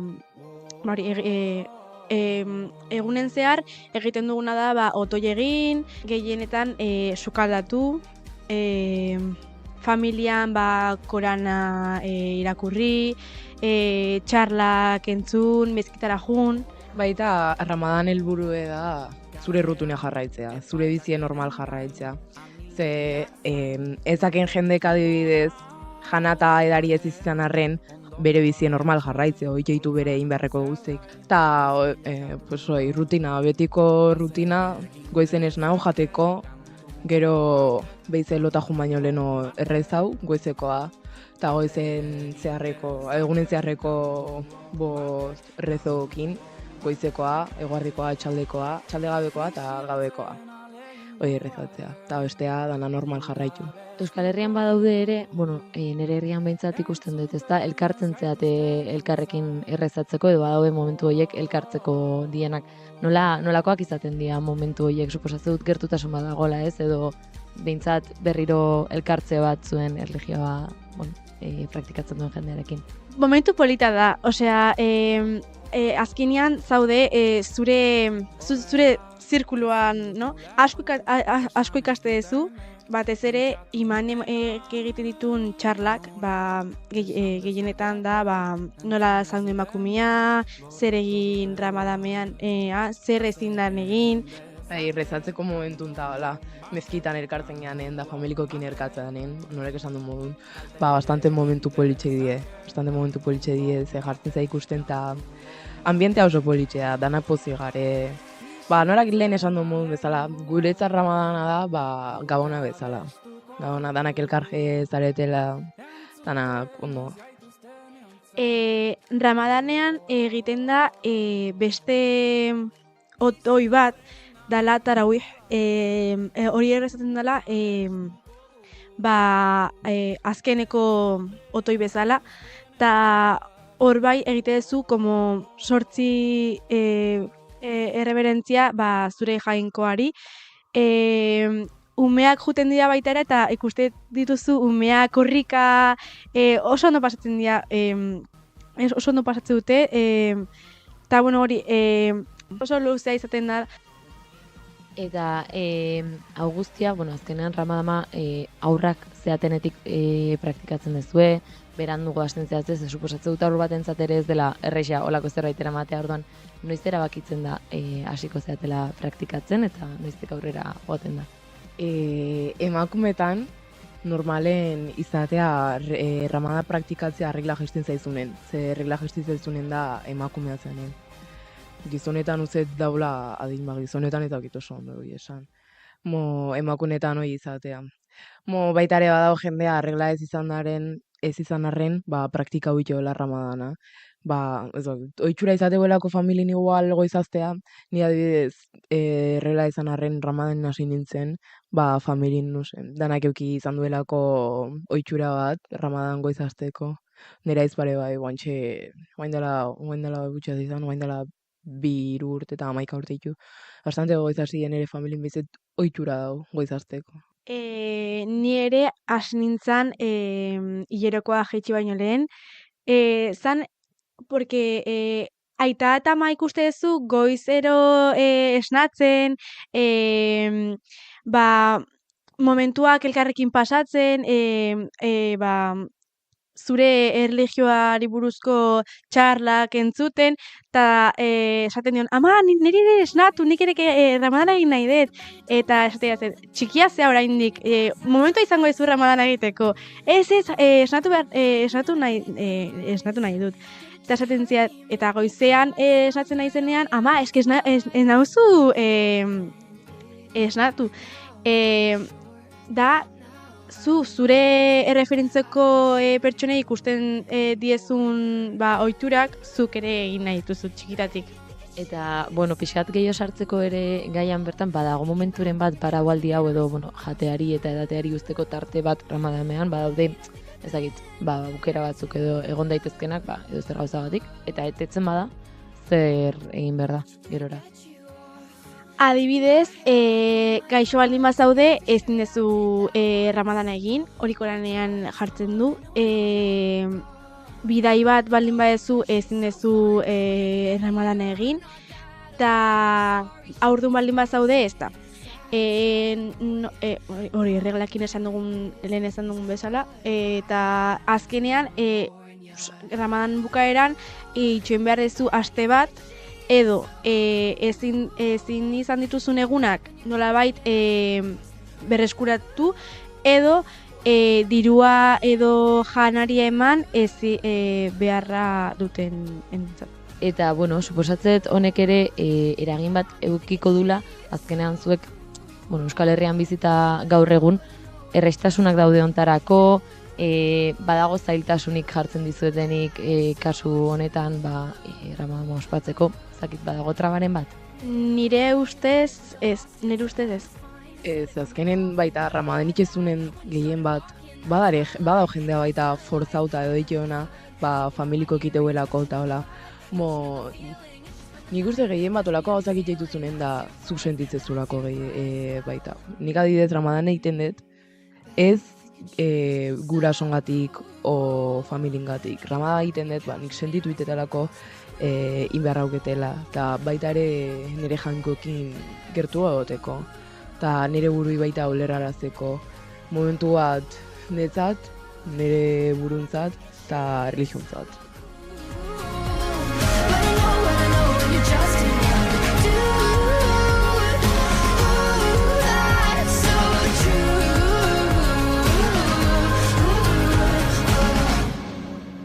Ja hasi dezute oraingo Ramadana, nola doaz lehenengo 3 egunak nola jundia, ezakitu zuen gorputzakin hobeto sentitzen zehazte, nola da dena? Nik lehenengo egunak egia esan ondo pasatu ditut, ez dut gaizki pasa, sentitzen naiz como más erlaxatua, como más hobeto nirekin, no? Ez dakitzuk kodu. Egia esan egun hauek kriston gaizko juntzaizkiet, porque lehenengo egunen bastante ondo junez. Lehenengo egunen enekin goze asko eta bastante ondo nijon energiaekin. Bigarren eguneako ja eneken ezer. Entreke migarrainak gero baita tentsua jaitzitzen zaitela azkarta dana. Azkenenen unin, atzo bigarren egunen azkenenen unin, eta gaur baitze gaur bastante ondo egia esan. Egune oso ondo. Pixkat ja bukatzeko eta azkeneko galdera moduan edo bai galdetuko izu eta hasieran komentatu dugu pixkat, baino ze izaten da normalean jasotze dituzuen galderak edo agian prejuizioak edo jasotze dituzu ez dakit nola bizitzen zuten alde hortatik. Norak lehen esan duen modu, izatie galderak zuk ezin dezu egan, benetan ezin dezu laudean, o txikleare ez da ezin dezu mastikau. Eta saliba tragabarra ukezu, eta izkutun jaten bazu ze pasatzea. Olako galderak izatei, eta gero baita galdetu izue, zuk benetan nahi dezuin, o obligau itxe izu egitea.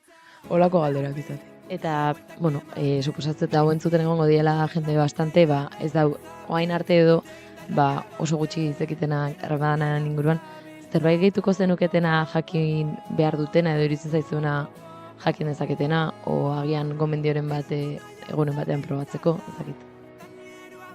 Hoi bai, ni gomendauko nun egunen bat probatzea. Hasieran oso zaila egitea, ze eukitzezu egarri eta ezin dezu eran, o ikusezu gozea eta ezin dezu jan. Gozea junita, egarri ez. Egarri eukitzezu kriston egarri. Nik bintzat eukitze kriston egarri. Eta rekomendauko nun ikia, ze azkenen nik bintzat indagero bastante lasaiago erlaxatutago sentitzen ez. Libre egon, bastante ondo. Nire lagunekin esaten diet, probatu, eta esate diate, probatuko baina pisua jeisteko. Egiten baldin badezu, ez da pisua jeisteko dieta bat egin ez. Egiten baldin badezu da probatzeko ze sentimendu sentiarazten dizu hau egiteak ez. Baina jende gehiagenak esaten dula, egiten baldin badu da pisua jeisteko. Zer sentiarazten dizun momentu horrek. Mil esker norako du, guztia ona ekartzeagatik, Ramadamaren berri emateagatik, eta zuek ere pixka bat hemen irekitzeagatik, eta entzule badakizueko duk esan bezala, noizbait probatzea interesgarria litzateke. Burua bueltak ematen, gaizki, inoren laguntzai gabe, zabiltz, nire indarrak agortzen, erotu nahian zabiltza.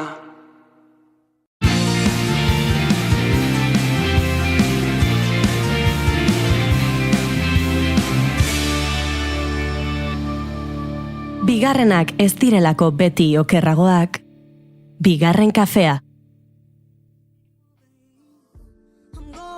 I've been far away, I'm illuminated, I'll make a move, start waves, I've been dreaming about flying for a long time.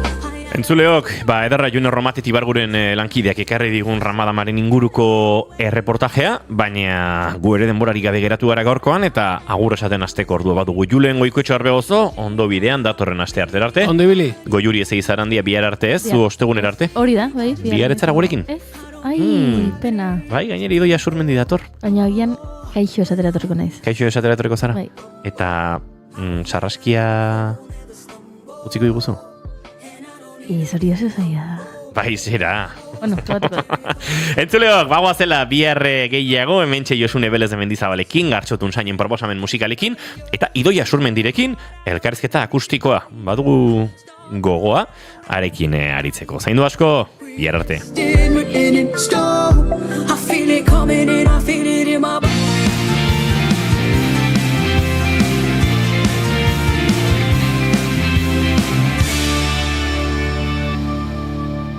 Keep calm and bigarren kafea.